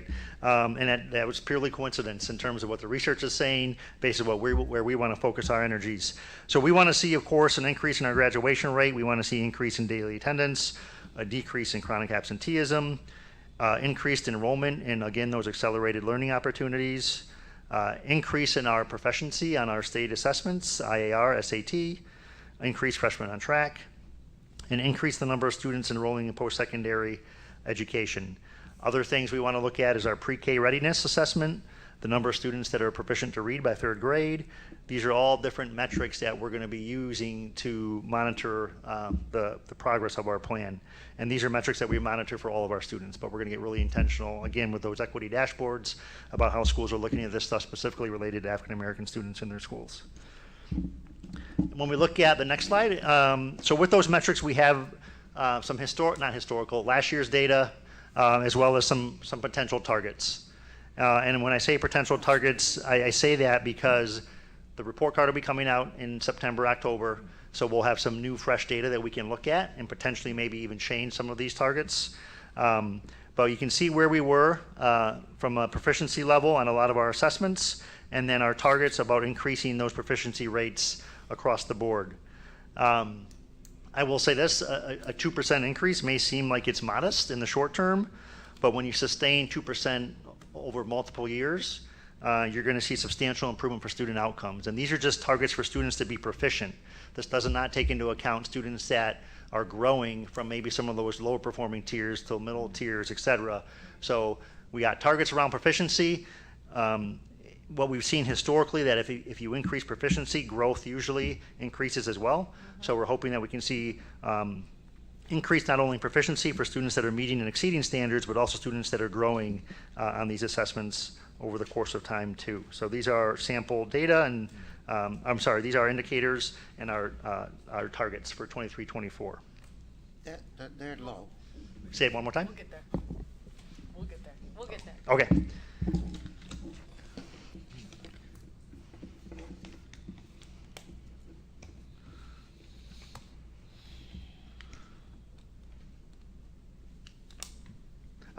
Here we go. Yeah, I'm sorry. More academic indicators on this next page. Freshmen on track. You can see our current data, and you can see the targets that we're setting for ourselves. Daily attendance, current data, again with our targets. Chronic absenteeism, we want to see a decrease there. And then we're still waiting on some of this post-secondary data to determine what our targets may be there, but we would want to see some increases there as well. Next slide is our indicators of success for the school environment and support. Indicators of success would mean that we have every student in our district connected to an adult mentor. It would mean that we have a decrease in discipline referrals, suspensions, expulsions, etc. A decrease in IEP referrals, an increase in access to district and community mentoring programs, and then the elimination or review of policies or practices that contribute to the school to prison pipeline as part of our equity review policy review process. Some of our performance goals around this indicator would be adult mentors. We would want to see, this is something that we've never tracked in the district before, so we would want to see a substantial number of our students being connected to an adult mentor in 23-24. Discipline referrals, we would want to see that number decreasing, of course. IEP referrals, I still have to get that data from the DL department about where we were this year and kind of how we want to decrease that, but we do want to reduce that, obviously. And then the last one, district and community mentoring programs, again, making sure students are connected to some type of community-based organization, some type of mentoring program, and we want to see a substantial increase in the number of students that are engaging in those opportunities as well. And the last indicators of success are around community engagement. So we've been doing a lot of talking around students, but really increasing parent and family engagement opportunities for African American families, increase in extracurricular involvement for our students, and an increase in our community-based partnerships. We know we can't do this work alone, and it's going to require the work of other organizations to help us along the way. And then some of our performance goals around those, next, thank you, Lee, would just be, again, increasing that participation overall, right? We want to see increased participation in all of these areas for our African American families and students. That would be something that would tell us that we're on the right track. The next slide is a draft timeline. So with any plan, we want to try to think about where we want to be and backwards map from that, right? So we put together a draft timeline. I'm not going to read it to you, but it essentially just lays out some of our critical action steps that we would take, not only this month, but moving into August, September, October, November, and December. And of course, this would be up for modifications and adjustments based on feedback that we get, based on progress that we're making, or maybe lack of progress that we're making, et cetera.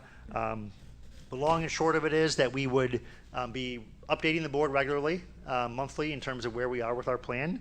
We would be having conversations with our community-based agencies and other stakeholders to also gauge their progress and their effectiveness with how they're supporting us and helping us. The steering committee that the superintendent mentioned would be responsible for doing some reporting out as well. We would be you can just see there's a wide range of things here that we would hope to accomplish each month as we start to slowly implement this plan in the district. I also want to state that this may change based off the steering committee, because when we say steering committee, the steering committee is really going to be the voice and the momentum of the speed and lightning that we execute this, right?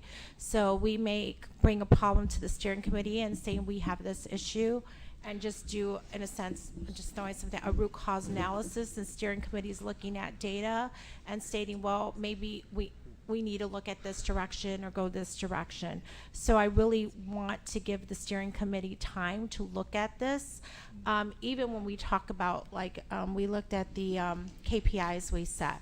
What does that mean?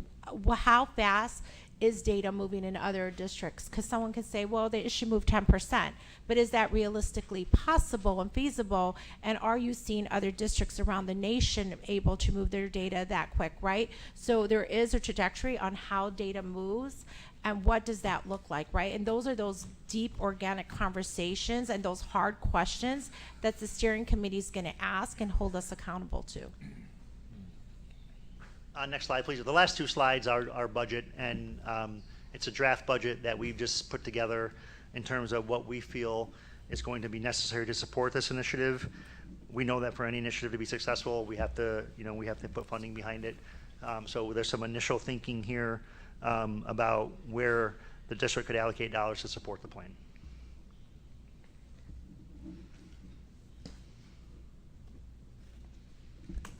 Any comments, Superintendent? Is it time for questions? Well, Next I slide do have a suggestion before we go in that, because there were, what, 7, 8 categories? If we can go section by section, that way in the PowerPoint, if we all have questions on, let's say, the superintendent findings, we're not jumping back to the research that was done.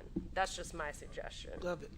What I am going to ask, if next is Q&A, Next slide. Yeah. if we can take a 5-minute recess, just so we can do a bathroom break. It's been 2 hours, and then if we can come back in 5 minutes and continue with our question portion. Motion to recess, or just state it. We'll stand in recess 5 minutes. All right.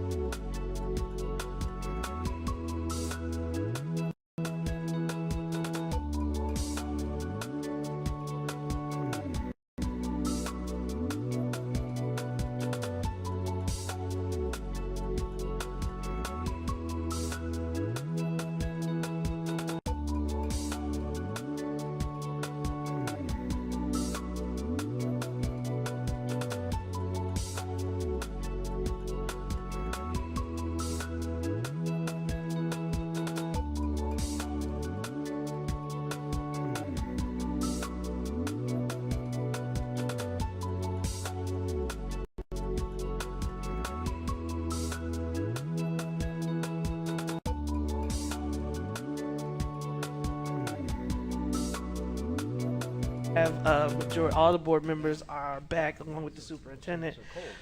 Like a motion to go back into open session.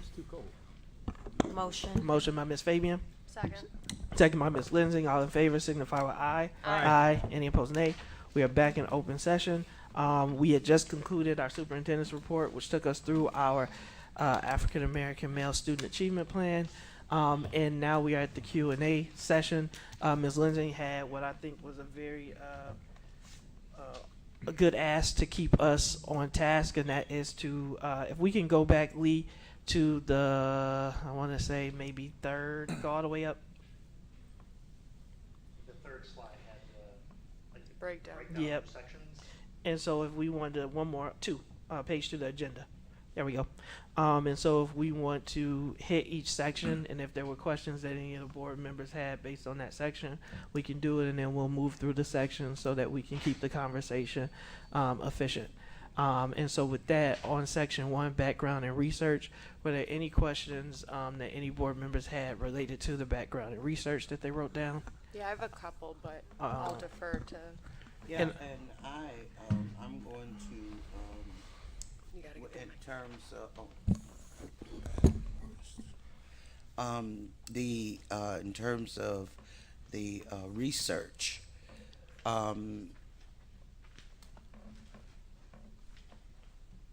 I had submitted questions that would help in this initiative. It is you know the questions that I submitted I'm not, to what you question, and Ms. Hannah? the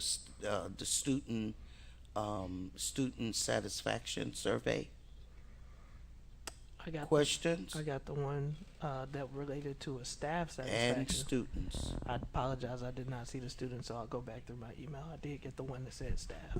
Okay. Anyway, my whole point is, and maybe I don't know if I sent them.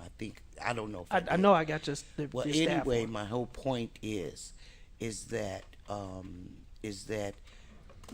a survey of the students and researched questions so that we can gather the information that we're trying to get. And so I mean the research, I commend Ms. Fields with all the work that she's done to put her and Dr. Naut to put this together, and all others. But we need some type of, we need to hear from the students. Good, bad, and ugly. Yeah. We need to hear from the students in our district. And I know we're talking about black males and so forth, okay? But that is just we need to do this because they're our lowest performing group of students. But we also need to look at all of the students. Yeah. And it's always been the way it is. It is. I think I heard Mr. McBride say that this plan that will cover African Americans is actually going to help all of our students. And so I just want the research, because I'm a social researcher too, and I just want the research to be presented in the right manner, and give it to our students. Let our students say what's wrong and what they need to help them achieve academically. Thank you for that, Ms. Anna. So if you want to send, I think that I did hear the superintendent mention that one of the things that she wanted to do is hear from our black male students directly. But to your point, if you can send those questions, I think that's definitely something that the board would support, is because we are working on this initiative. But while working on this initiative, it doesn't mean that the other things don't stop with the rest of the students. And to your point, it's very valuable, so they can choose to self-identify, superintendent. If we do a survey, right, I am an African American, this is my preferred gender, or they can keep that anonymous. But that data will give us at least some information that we would be able to act on. So I would say thank you for that suggestion. And if you want to send those questions, they can look at what a survey will look like and when it makes the most sense to send it out. Do we do it after students return in October? But I do think it's a great idea. Ms. Lindsay, anything related to background and research? And then I saw you, Ms. Fabian. President Ewan, can I just comment? So there will be surveys that do go out to our African American male population. There will also be qualitative interviews with students, staff, and parents, guardians, etc. So there's going to be a number of ways of how we surveys. It's going to be very structured.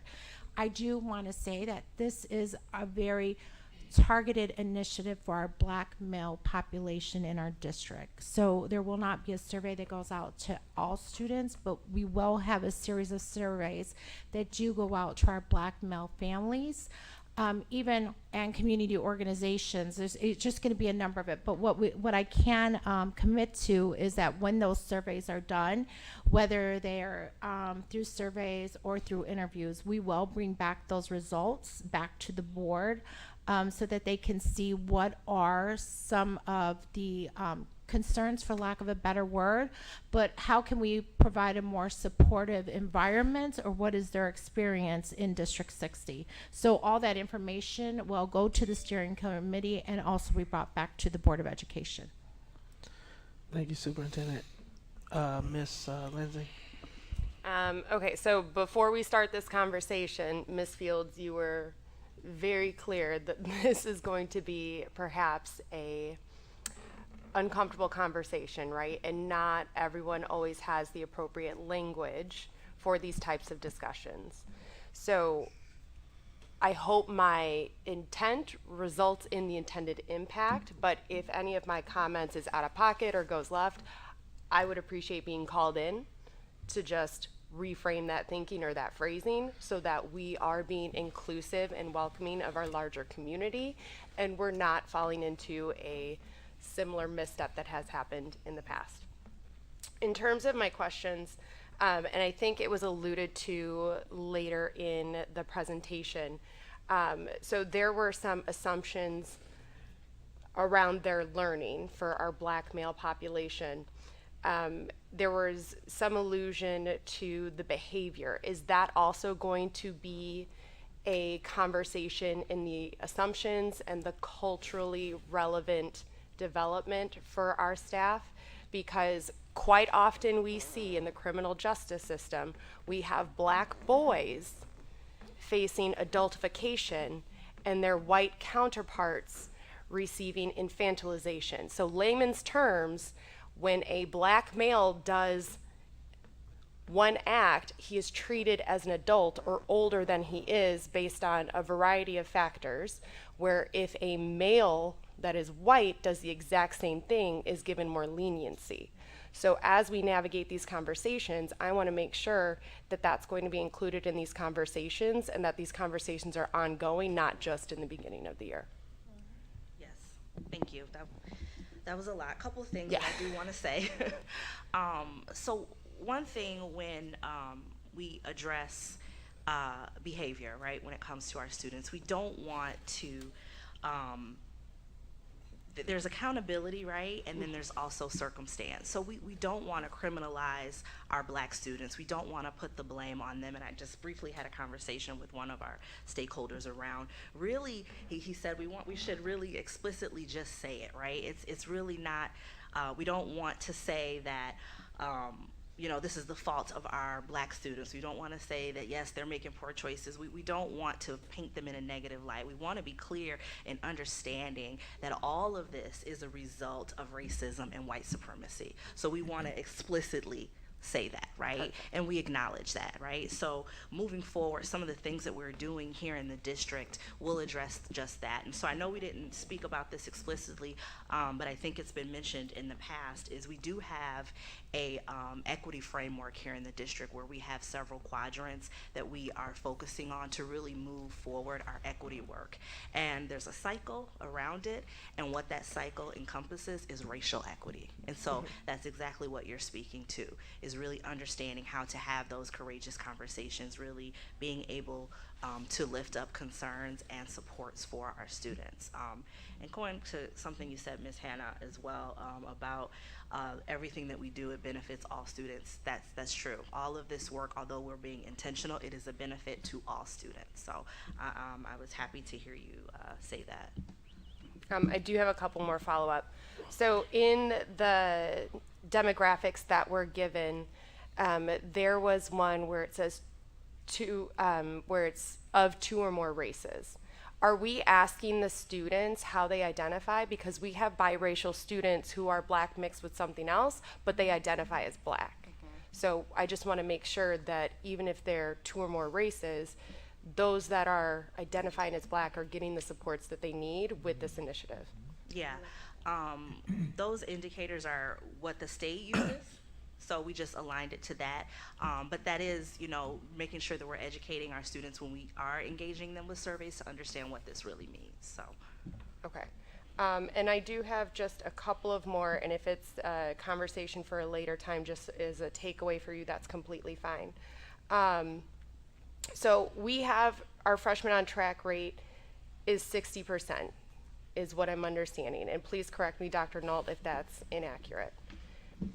So my question is, if we have over 80% of our black male students not being able to read, how can 60% of them be on track to graduate?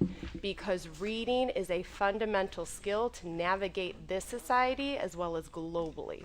So that doesn't sit right with me, and I'm having a hard time reconciling that. And can I piggyback?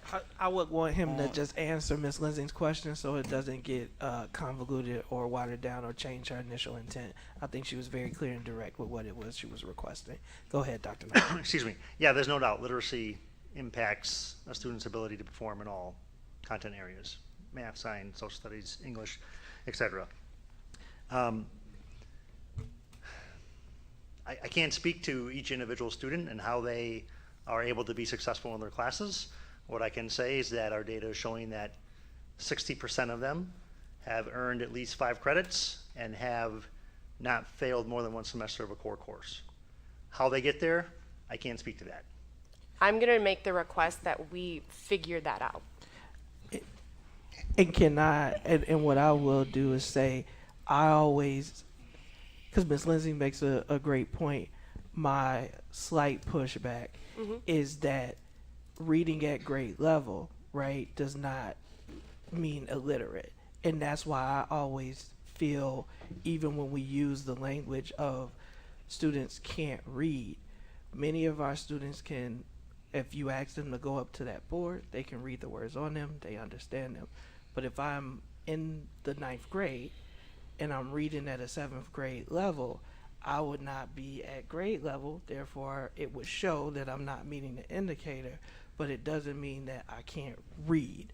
And so if I'm in 12th grade and I'm reading at a freshman level, I would still not be meeting the at that point they're not taking the reading indicator, so I give that. But just as an example, if I'm a 5th grader reading at a 3rd grade level, I will still be able to read, although I'm not reading at grade level. And so being able to explain to the community that data point is the kids not reading at grade level or being, what's the terminology? I want to make sure I'm using it correctly, Dr. Naud. Is it proficient? Being proficient, yeah. So meeting the proficiency standard does not mean that I am illiterate. It means, and so I think that sometimes when we say the students can't read, it would be a challenge is if I'm taking freshman courses and I'm not prepared and I'm reading at a 8th grade or 7th grade level, it's going to be challenging.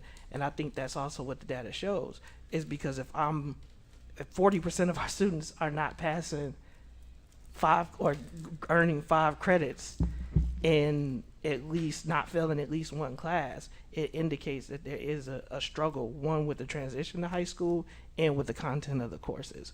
Is because when you look at other similarly demographic schools like North Chicago that also partners with NCS, they were able to improve their freshman on track rate to over 90% in 3 years. And then not only were they able to improve it to over 90% in 3 years, they were also able to increase their graduation rate in time as well, where they used to be historically low.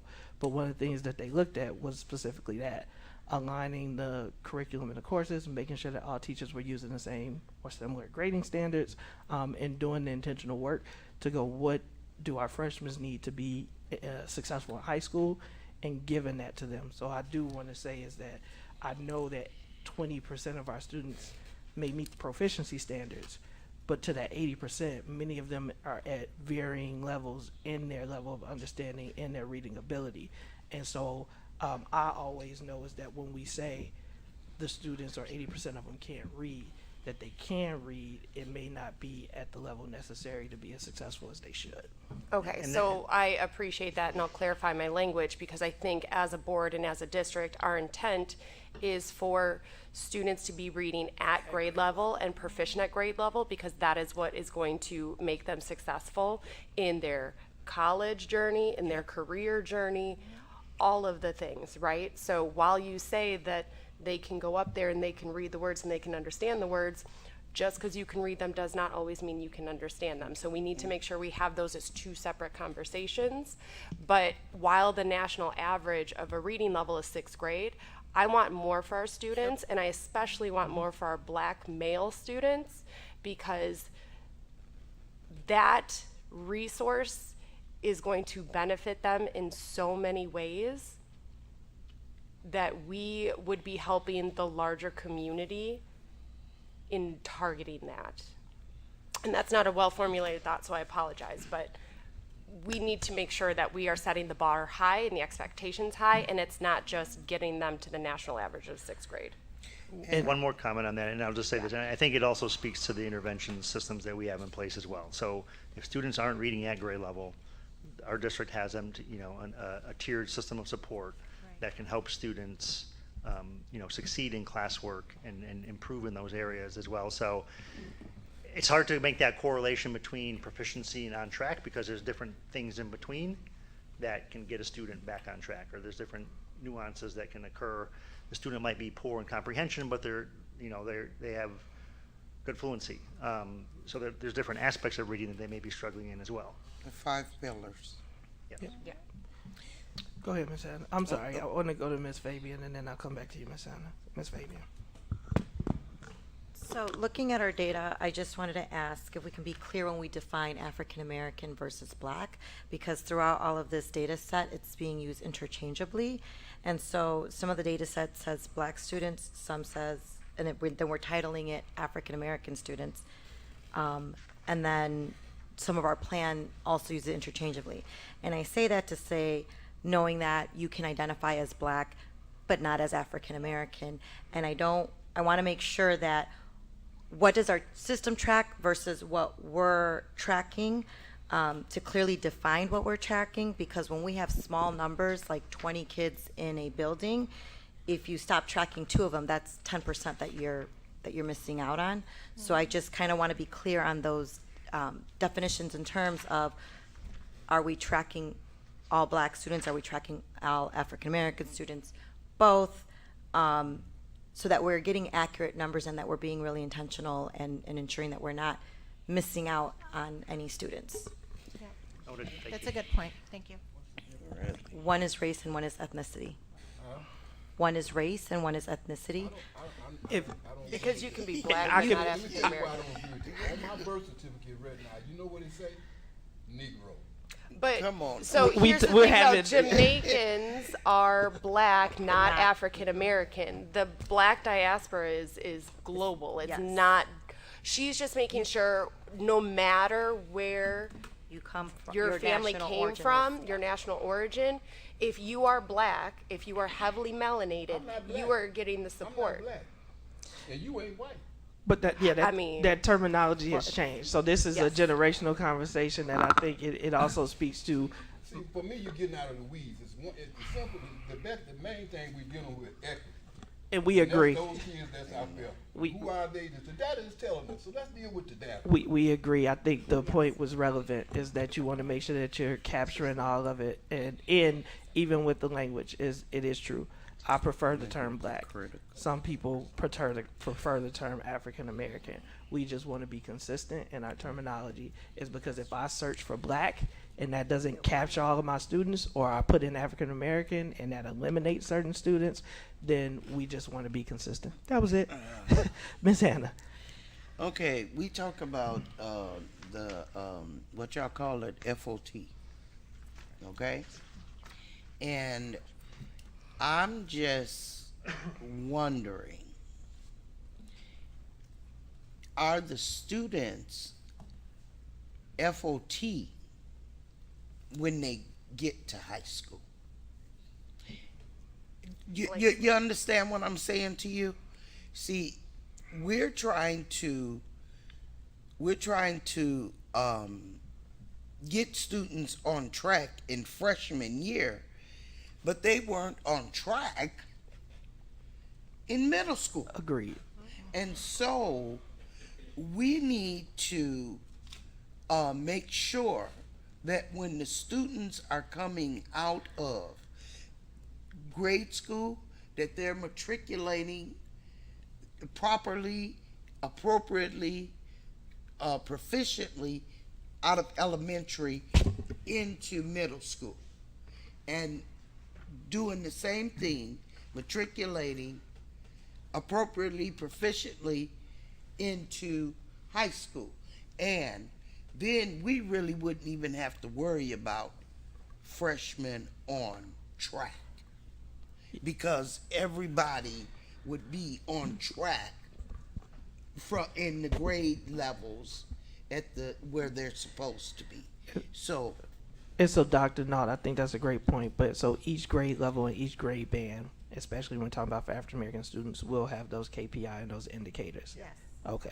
One of the things that the superintendent didn't mention is that when we were doing our brainstorming of strategies, we identified those transition grades from elementary to middle to high as critical grades for this plan, to focus on those students as they make those transitions to different levels. So that's a part of our strategy. And are we still, and I want to be respectful of everybody's time. So as far as I understand it, we still are on background and research and supporting data. Maybe we lump those two together. got my question. So are we still there? Okay, Mr. Yep, Ritter. we're still Yeah, there. I just have a question on the background and research. Mhm. Some of the research that we've read has indicated that it is extremely important for children, for our students, to feel a sense of belonging. You know, that social emotional piece is so important, and they have to feel that they belong here in order for them to want to even achieve academically. Academically is the goal, but I like what Ms. Hannah said regarding the survey. I think that's extremely important to ask our families when we ask those questions. Ask them about their sense of belonging. Ask the family about their sense of belonging or involvement with the school. Because if they feel disconnected, we're losing right away. That's right. So I just think that's extremely important. I can bring you some books. I know you guys have read that as well. Until you belong, you're not going to achieve. So you have to feel that sense of belonging. So let's not forget that, and then there's a lot of research to show that.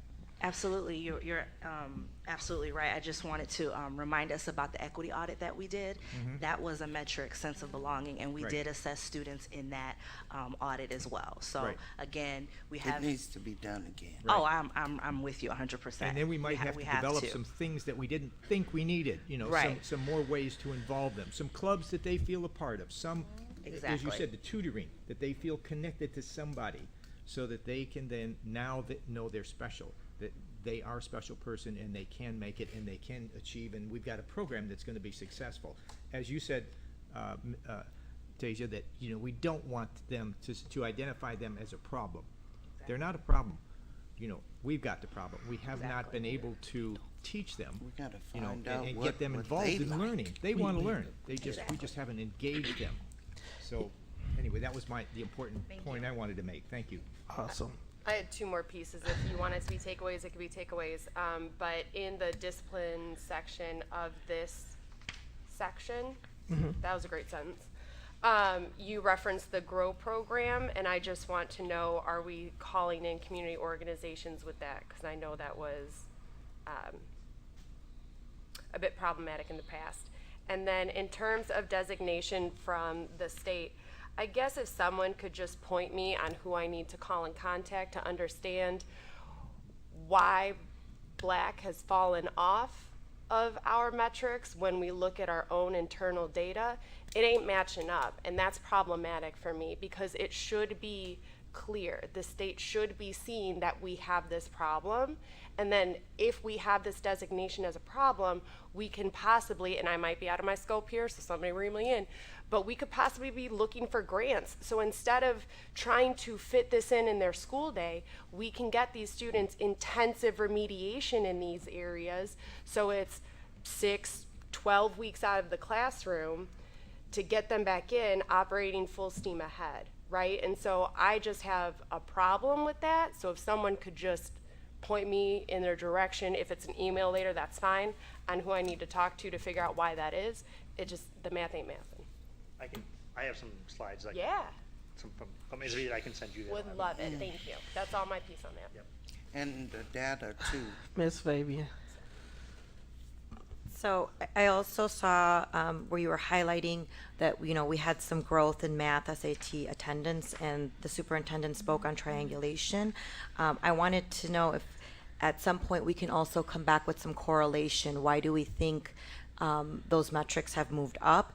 Is it curriculum? Is it strategy? So then we can, you know, duplicate that in other areas. I didn't really see much of that. And same with discipline. There was a growth of discipline referrals from school year 22 to 23. And if we could have some metrics on what are those preventative metrics, what are we doing to prior to getting to that level of a discipline referral, what are we doing to support students in that manner? Thank you. That's all I have for data. When we get done, or you got a question on this section? We have background and research and supporting data. Well, the research, I heard Tasia talk about it for the first time, Tasia. I love you, sister, but for the first time since we last year appointed you as equity officer, this is the first time that I've really heard you speak. And you made it very clear, even in the curriculum, you got to have something in the curriculum to make you feel good about yourself, or you can see yourself in the curriculum. And a lot of times when students are sitting there, they don't get that. And that's the bottom line to it. So also I just want to say that we started some time back where we held conversation in reference to what we're talking about now over at AEOC. Now we're here. And so as I sit here and I listen to everyone speaking,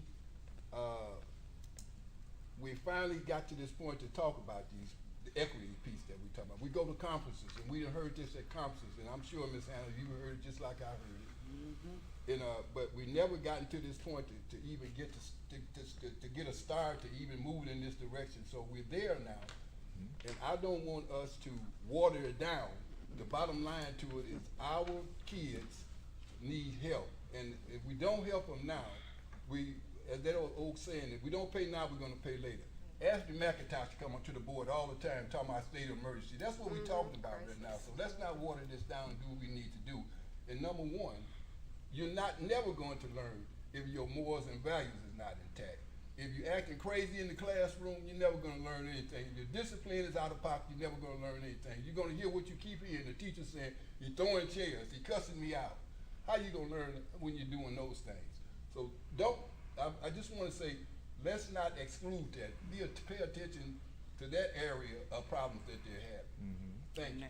And I don't think anyone disagrees with you, Mr. McBride, when it comes to the students being accountable for their action, but we need to make sure we have a holistic picture of the situation and provide them the supports that they need. Because if we continue to increase these out-of-school suspensions or even in-school suspensions, we are contributing to the school-to-prison pipeline. That is factual as well. So I agree, let's hold them But accountable. if you let this process that's taking place now, you'll probably get some of that you're talking about out of it. I think we all can support the tell you that process. now. We just got Yeah. questions. Yeah. Go ahead, Ms. Hannah. If it's still, I would like us to move through. So it's 8:52 and we still Well, I'm not. on the research. I got like 6 questions. I have to hope they. Let's do and I'm sorry, Ms. Lindsay, because Okay. I thought your suggestion was great, but it may be easier to just, unless we need to go to specific slides, can I take each board member's questions one at a time then? And maybe if someone had similar questions, it might be answered. But I thought your suggestion was great. It just seems that we were moving through. We'll So- just use that as a goal for next time. So when we are writing down our questions, we'll just label it if there's sections to match the agenda. Perfect, and I love that. Go ahead, Ms. Hannah. We have to be if we're gonna get shit done. Absolutely. Oops, sorry, stuff done. Okay, I want to know, how do you explain, I already talked about the middle school students having to be on track. How do you explain that the attendance that the data showed, right? That the attendance of black males was higher than, I'm gonna say, if we go back to the slide, the attendance was higher for black males than it was. Slide 33? Yeah, and is that the attendance? Yep. Yeah, you see how that attendance is higher? Yeah. It's higher, and so how do you explain that? And we have all of the where they're not on track, they're not getting their work academically. I mean, how do you explain that? So, coming to school and being successful in school are different things, right? Yes. You can come to school every day, but if you're not doing anything in classrooms, your performance is going to show that probably in your test scores and grades and everything else. And that's an indicator. What I'm getting at is that attendance is an indicator of maybe what we could have been looking at before now. We've been tracking attendance since I've been in the district. They've been tracking attendance for all of our schools, all of our students. Right, I'm just talking about we're talking about African American males. African Americans, okay? Okay. Well, we know they're coming to school. Yes. But they are still not achieving. And so that should have been an indicator to possibly look at those students and say, okay, this is not lining up. They're here every day, but they're failing. And that should have been, okay. But Yep. Agreed 100%. We looked at just the takeaway. we looked at some freshman data at the high school today, and we saw that there was a significant group of students, freshmen, not just African American, freshmen in general, that were coming between 80 and 90% of the time, and a large majority of them were not performing well in classes, but they're coming. So it's a great data point to look at. And yeah, that's a takeaway. Yep. And let me just, okay, and in your, I'm trying to get it, I don't know where you guys were with this, but you were talking about like the different processes, with the discipline. I'm talking about,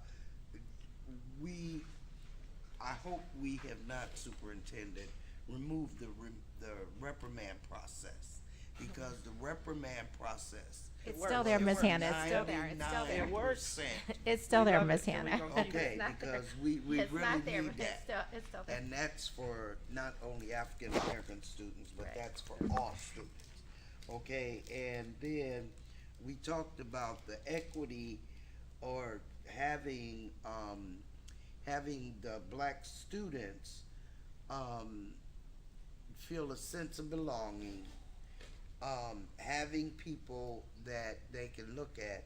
But then we have had many African American educators removed from the district for one reason or the other. And so, and I don't know if we are replacing them. And so that's a takeaway too. Okay, I don't want to get into it, just something. And we talked about the student survey, and you talked about the why, superintendent, and the how. Okay, the how, we already know. Well, basically, we know the why. The how to do these things has to be a shared and collaborative conversation, and not just with selected people that have been successful, men, women that has been successful with changing the lives of black students, black men, Hispanic boys, Hispanic men. We have to collaborate. We can't be selective in who we get into that room and brainstorm, think tank, whatever is going to work. And I'm saying that, and I'm going to take this personally a little bit. I have worked all of my life, 30 years, 30 some years, with black boys, black men. Specifically, they've always been my forte. And I have proven examples, many, that I have worked with and have changed their lives to the better. I'll brag right now, just a little bit. Juvenile prisoners coming out of being incarcerated. Juvenile detention center. Never thought they were ever gonna get a high school education. I was able to help them, assist them in receiving 26 of them, as many as we had in the residence. All of them received their GEDs, and it was, they never thought that they would ever that. But my whole point is, we cannot, we have to get everybody in there to talk about this. People that has done this kind of work. And there's a bunch of us out there that has done this kind of work and love doing this kind of work. And so, the other thing,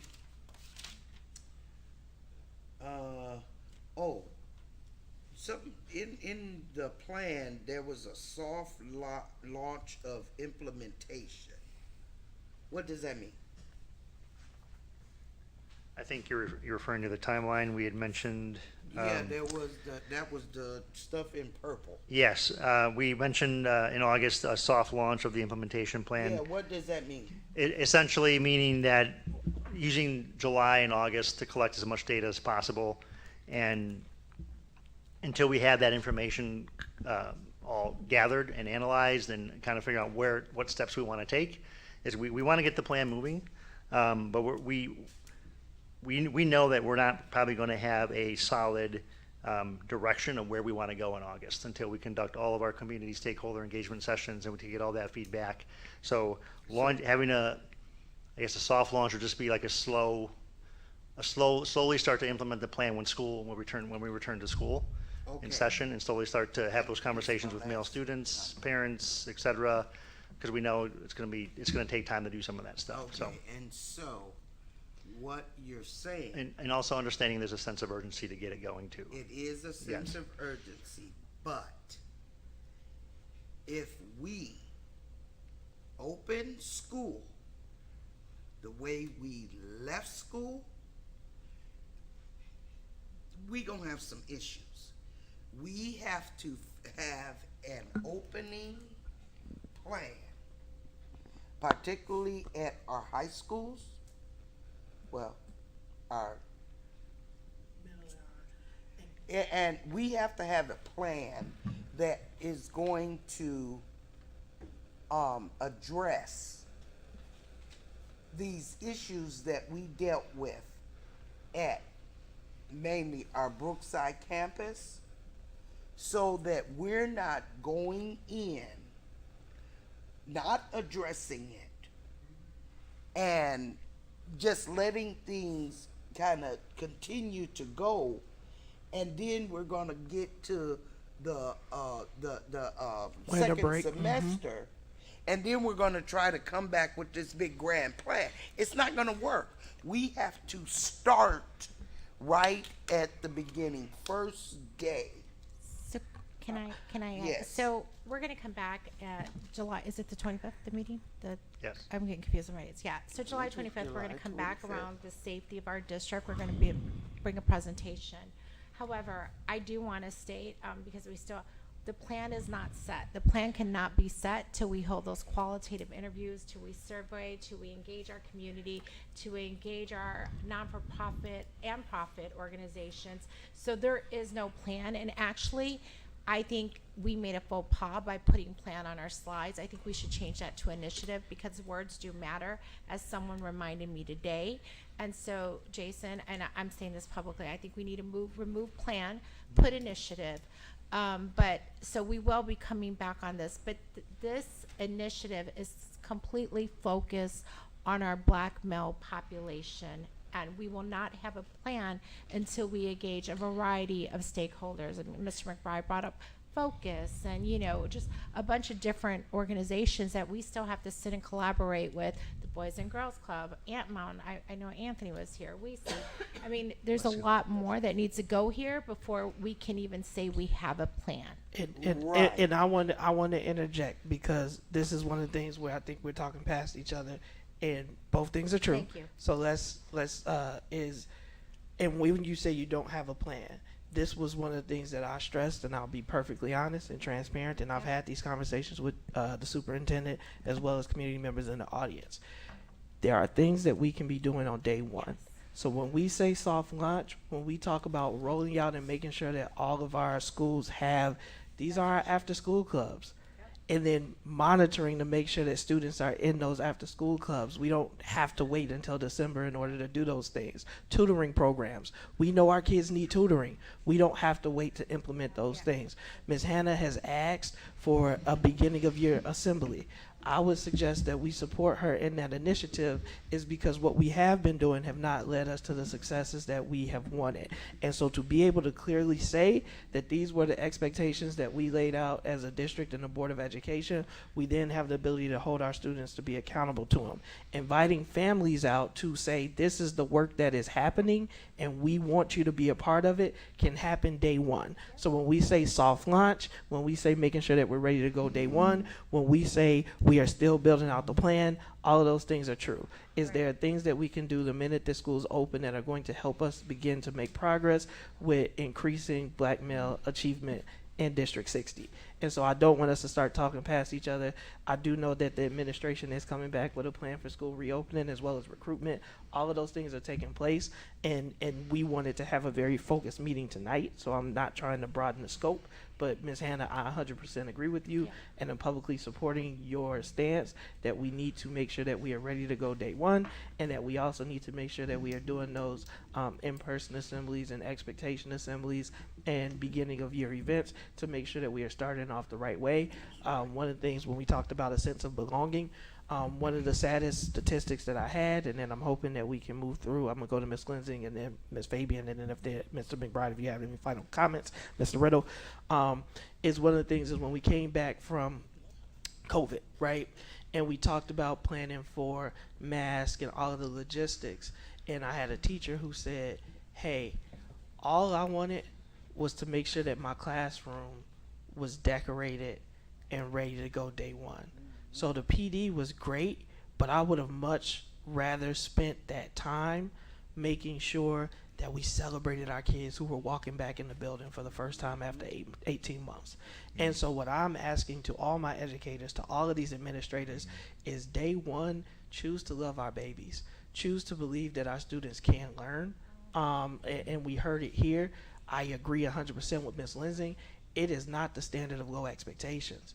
And we heard that it is systemic racism. I believe that all of our students can succeed. I'm a father of 3 black boys. I am putting them in this district. I did that, and I hate to say it. I'm not going to say it. What I will say is I had to make a decision and a choice to educate my kids in Waukegan. I had the financial means to move most places that I wanted to in Lake County. And when I looked at our student data, and especially the student data of my neighborhood school, I almost left my church home, the community that I've known for over a decade and a half, because I wanted to give my kid the best opportunity. And so when we say I care about this issue, this is the issue that caused me to run 6 years ago. It was because I made a decision to be involved with making this district better for all students, but particularly I am selfish. I'm raising kids in this district, and I want us to be successful as a school district, but also realizing this, if my kids are successful and the other kids are still struggling, that also is not okay. And so I'm committed to this plan and building it out. I'm committed to using the budget to engage community resources. We have an evaluation tool that we have not used to engage our participation with our community partners. And I really want us to be intentional about figuring out how we expand the school year and we expand the school day. And so collaboration was the word that Ms. Hannah used. I'm going to echo that. I got 3 quick points, and then I'm going down. IEPs are not bad. An IEP, individual education plan, right, is, and I have to say that, is because we stigmatize it, and I get doing the audit, but if my kid needs an IEP, I don't want to just say that we have parents that are fighting against it because of that stigma. We need to explain what it is, and to the superintendent's point, is we need to make sure that they're being followed. If a student needs an additional 30 minutes for their test, are they getting an additional 30 minutes for their test? And if they're not, we're not complying with the guidelines in the IEP. And then we go and we say, well, why are they not doing the test? Well, they told you. If the questions have to be read to them, is somebody reading the questions to them? That is what the audit is. It is to both make sure, one, that it is still accurate and appropriate, but also is that all the things that are in the IEP are being followed. Because it is unfair to hold our students who do have an IEP to a standard when you are not providing the supports. And so I do have to state publicly that IEPs are not bad, but we do want to make sure that they're only being placed when necessary, and when they are being placed, that they are being followed and complied. And then when you say that you want to go out nationally and look around, I would encourage you, superintendent with language, to say, no, I have looked around. these are the places that I am seeing success. You brought an entire model of a plan, which was being implemented in LA Unified District, which actually, except for size, has a similar demographic to Waukegan Public Schools with a Latinx and Black population. So I don't want you to not take credit for the work that has been done and some of the reasons that you're moving forward with this work. And then just questions, which is a takeaway, I don't want to get into it tonight, is as we talk about early literacy, I want us to know how many of our students are enrolled in PK, right, pre-K, and then make sure that how many of our Black students are enrolled in pre-K, and that we are increasing that percentage. So that will be a metric that I am looking at, and I really want us to work with the churches for parents to understand what that benefit to early childhood education is. And so I know we have the event on the 29th, but that has to be like, that's like the lowest bar, is that we have 100% of our seats in pre-K filled, like, and then we can expand. There's money to expand, and so we need to be making sure that I want to go to full day, right? But even if we're not at full day, how are we maximizing those spaces so that they're starting off right? And then the last comment that I had was expectations and registration, right? So right now we talk about attendance. I'm already getting a lot of noise around the registration process. So I would encourage you, Ms. Placencia, to make sure that the Welcome Center is accessible and available to answer parent questions, is because the smoother we can make the start of year, the better it's going to be all around. And then $300K to a $400K budget for partnerships with community organizations. I know we are in the budget process. I hope Ms. Polk already went home, but I would be looking to increase that number slightly, and for us to make sure that we are being strategic and not just, partnering to partner to say that we did it, but it is a true partnership. And just remember that amount. There'll be other monies Yeah. to partner with non-for-profit, but this is for the amount slowly for our African American Male Initiative. Got you. Ms. Lindsay? So just a quick comment on your piece. When we're looking at the pre-K data, we do have, I believe Carmen Buckner is going full day. So if we could just have metrics around what the impact of full day has been versus the partial day, because I, again, am very frustrated that this district is not all day pre-K all around. So back to some of my questions, and I apologize. Well, actually, it's not too bad. In terms of the superintendent's findings, mentoring was brought up, and it was tagged on later that we will be looking to bring in community organizations to help support with that. But I just want to make sure when we're talking about mentoring that the mentors are going to be reflective or representative of the Black male population. So are our mentors going to be Black males to support these young Black males? Or is it whomever's available? And how will those mentors get further support as they go through this journey with these students? So I'll answer that. So I just want to clarify.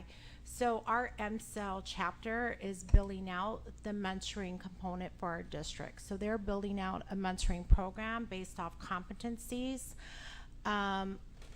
that we will utilize within District 60. So that will be our mentoring program. I just want to be really clear on that, and that's why you see some of that MCEL in there, and our MCEL chapter. So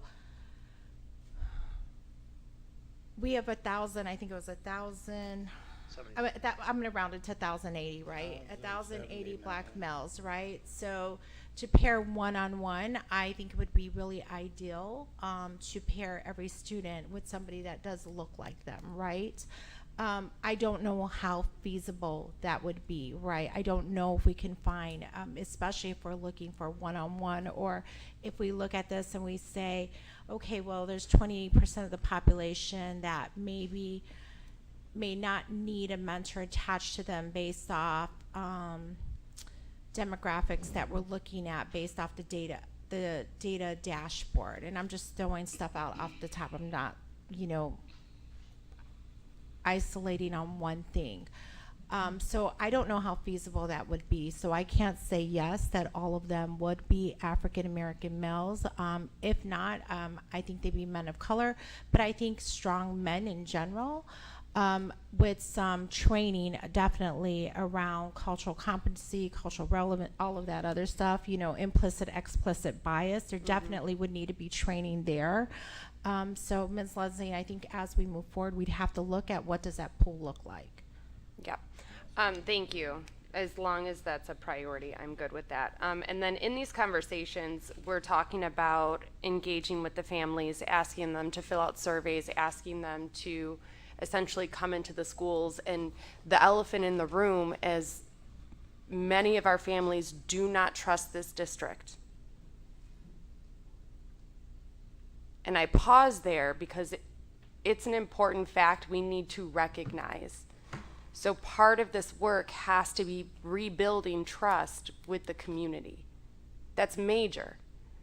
Because if I'm going through something and I don't trust the person who I'm attached to guide me through this process, you ain't getting anything out of me. I'm not communicating you. I'm not going to be vulnerable to someone I don't trust. So I think that is a word that needs to be a little bit more dominant in these conversations. That's just a takeaway from my personal beliefs. In terms of the, we're renaming it initiative. So I have not heard it once, I have not heard it twice, I've heard it multiple times, both as a board member and as a parent and as a community member of Waukegan for my entire life. We have district staff that uses racial slurs with or toward our students. That is highly inappropriate. So as we go through this work, there needs to be some consideration on what the recourse is, what actions we are going to take as a district, as this language is reported. And students will need a safe space, families will need a safe space to report that information. It's not even a lighter note. In terms of the proficiency rate, we have 2%. That does not reflect the crisis that we are in. And I know you say it's cumulative and it's going to build upon itself, but I want you to tell me if our target is 2%, how many years it's going to take to get to just 80%, to just flip the current pyramid that we have. And there are approaches that will educate these students on the science of reading, on comprehension, on basic math skills, which will gain them access to all of our subject areas. That can be done in a matter of weeks and is sustainable. I've done it. I did it for 10 years. So to see 2% for this population, to me personally, and I'm going to speak as Christine Lensing, as a parent, as a community member, that's a slap in the face. And I'm just being honest, and I'm not trying to take away any of the hard work that you guys are doing, because it is very hard work and it's a long road ahead of us. But I'm just going to give you my off-the-cuff reaction, because that's what we're going to hear as a board from the community. 2% is a long road, and we don't want that for our kids. And then as we talk about a back-to-school assembly, getting these kids involved in the extracurriculars, we need to remove cost as a barrier for our students. If we want them to engage with these activities, they need to be attractive, they need to be something that they're interested in, and we need to remove as many financial barriers as possible. So as we're building out the budget for this, and we want to expand this 300 to 400K, we need to take a look at that. And we need to do it in an equitable way so that we don't have other populations in our school district saying, well, that's not fair. I'm in the same financial position, but because they are targeted, they get preferential treatment. We don't want those types of conversations. So it needs to be done mindfully, but we need to look to find a way to do that for our kids. I'll send any other questions via email. I don't want to take up too much more time. Ms. Fabian? First, I want to thank you for stating what you said about the IEPs. They are not a negative. If your student needs one, they need one. But I also want to look at ensuring that our IEPs are not replacing BIPs, our behavioral intervention plans, because that's typically what ends up happening is that instead of having a behavior intervention plan, they kick students into IEPs. So I just want to ensure that we're looking at that when we're going through our IEPs and doing this audit of looking at our different demographics and having a protocol on how IEPs are written. What are the standards that we're really looking at so that exactly what's being put in them and how substantial of what's being put in them. Because again, I am a proponent. If your child needs one, I had to fight for my child to get one. So thank you for that. And then just a couple of just notes. ISB did release culturally responsive teaching and learning standards. And with that, there's a lot of free professional development that we can tap into. So I would also look into that and ensure when we're looking at budgets and seeing that we are trying to maximize our dollars, if we can look at all those free resources first before, heading out somewhere else. And then the other thing, and I think it has to be intentional, is looking at the timeline. I keep hearing student voice, student voice, student voice, but I don't see that in the timeline, and I don't see that written in the community engagement. So I'm a firm believer, if you don't write it down somewhere, it gets lost in the shuffle. And I would like to see, apart from this big survey, I know you're going to have think tanks for families to come out and for stakeholders to come out, but can we have those within the schools, in the school day, with our African American students when they're there, when they're in the building, and you can hear from the mouths of babes what it is that they feel they need or how they feel supported or not supported. But again, I feel like if you don't have it written in your initiative, it might get lost in the shuffle. And we have, I will say, unfortunately, time and time again, I have seen where sometimes that student voice gets lost. And adults want to overpower the conversation and say, this is what we're going to do for you. So I want to make sure it doesn't get lost and we write it in the plan or in the initiative. Yes. Thank you. Mr. Riddle and then Mr. McBride, I'll give you final word. Okay, final word. First, I want to say a thank you to the board president. Everything that he said, I think, needed to be said tonight, and I applaud him for that. I also want to thank the superintendent and her team on the development of this initiative. Okay, I think it's a start that needed to be done, and we're there. We're beginning now on this. So I want to thank her and her team and everybody that has something to do with this and will continue to have something in the development of this plan. And finally, I want to say thank you to all my fellow board members tonight for their perception, their initiatives here, their caring, their concern, because this is hard work.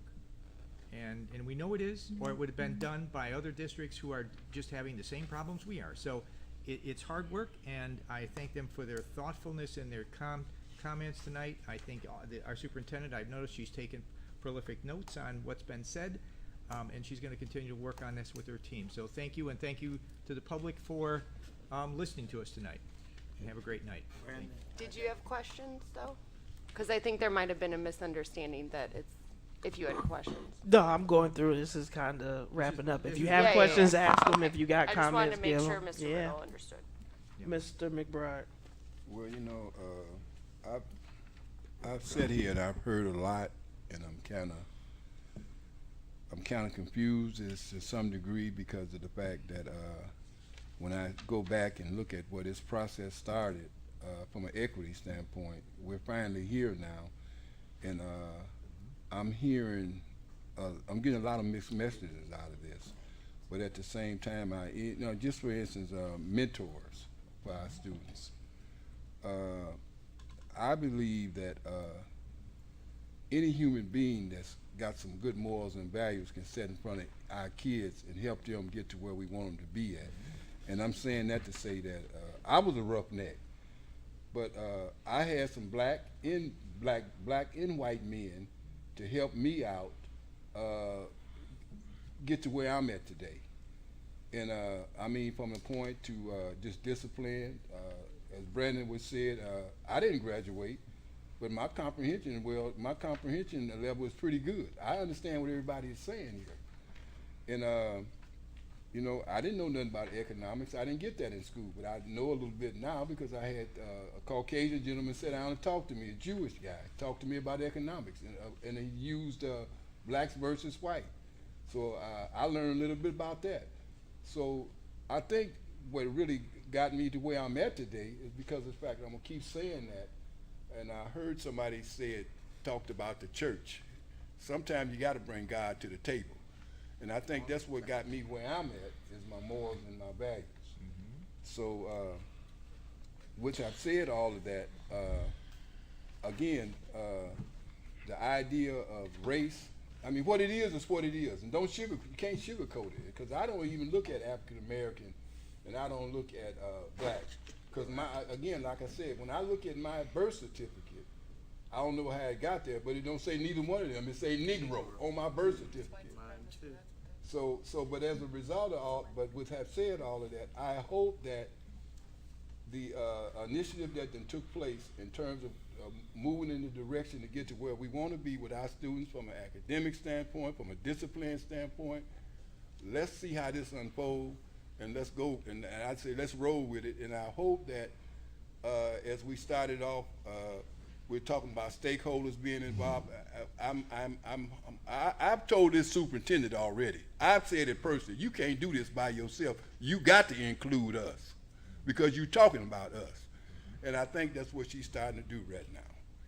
Okay, and I got one more thing. I just have to say this. This will end it. Oh, dang. Oh. Okay. We've been hearing this from kids. We've been hearing this, people, that school is boring. School is boring. Well, what about investing it back into our swim teams, our chess clubs, our gymnastics, our archery, our baseball, our volleyball, teaching them everyday money matters, giving them, making school fun. The students come to school, but what are we giving them to keep them engaged, to keep them interested in coming? We've taken away things from them, and now they're telling us school is boring. They just want me to come to school, sit in the classroom, do this work, go home, come back to school the next day. We have to engage our students. Mentors, that's fine. That should be a supplement to these other activities that our children are getting. We have had the money to be able to do this for our kids.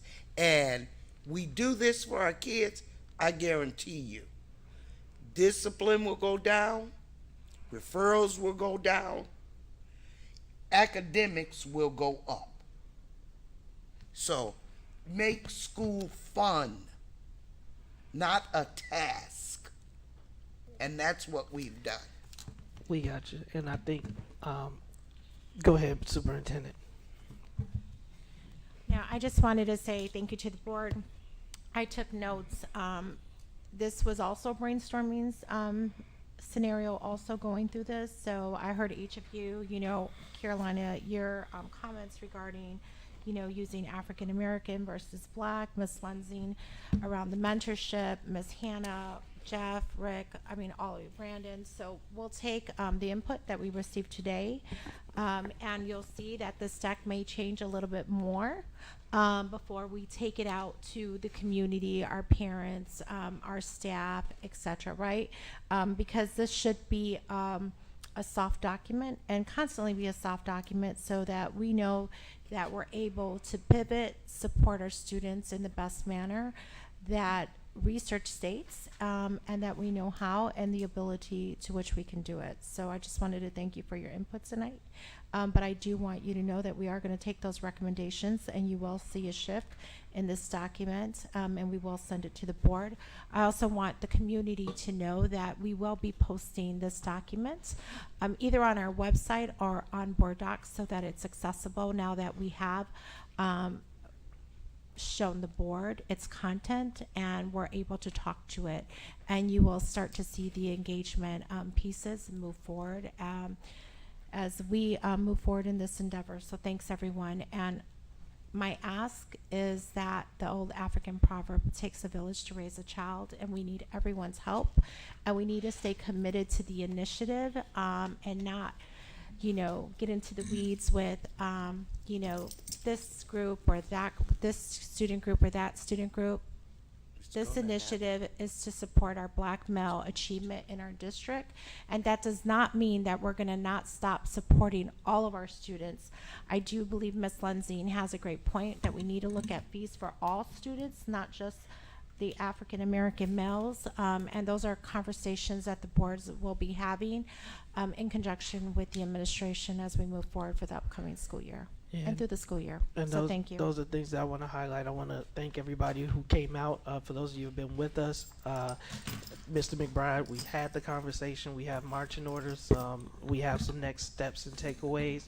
I do want to say is that Waukegan has all of those programs.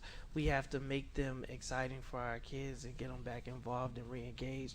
And you do that, to your point, Ms. Hannah, by making them feel valued and making it fun and making sure that they're coming out. So with that, the only thing that I want to mention is the July 25th for students whose last name end in A and L, and July 26th for students who end with M through Z from 8:30 to noon on each day. Is our freshman rising freshman day for the 9th grade students. There'll be food provided. They can have their IDs taken and the schedules given out. So I do want to encourage all parents and students who are rising freshmen to attend. With that, I would like. We got a graduation tomorrow. We do. Yep, we do have graduation. Graduation, summer school graduation.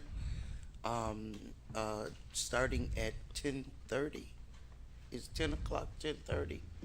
I think it's 10 o'clock. 10 o'clock in the dog pound. Yep. All right, with that, motion to adjourn. So moved. Motion by Mr. Riddle. Second. Second by Ms. Fabian. All in favor signify with aye. Aye. Any opposed? You can stay here. Meeting is adjourned.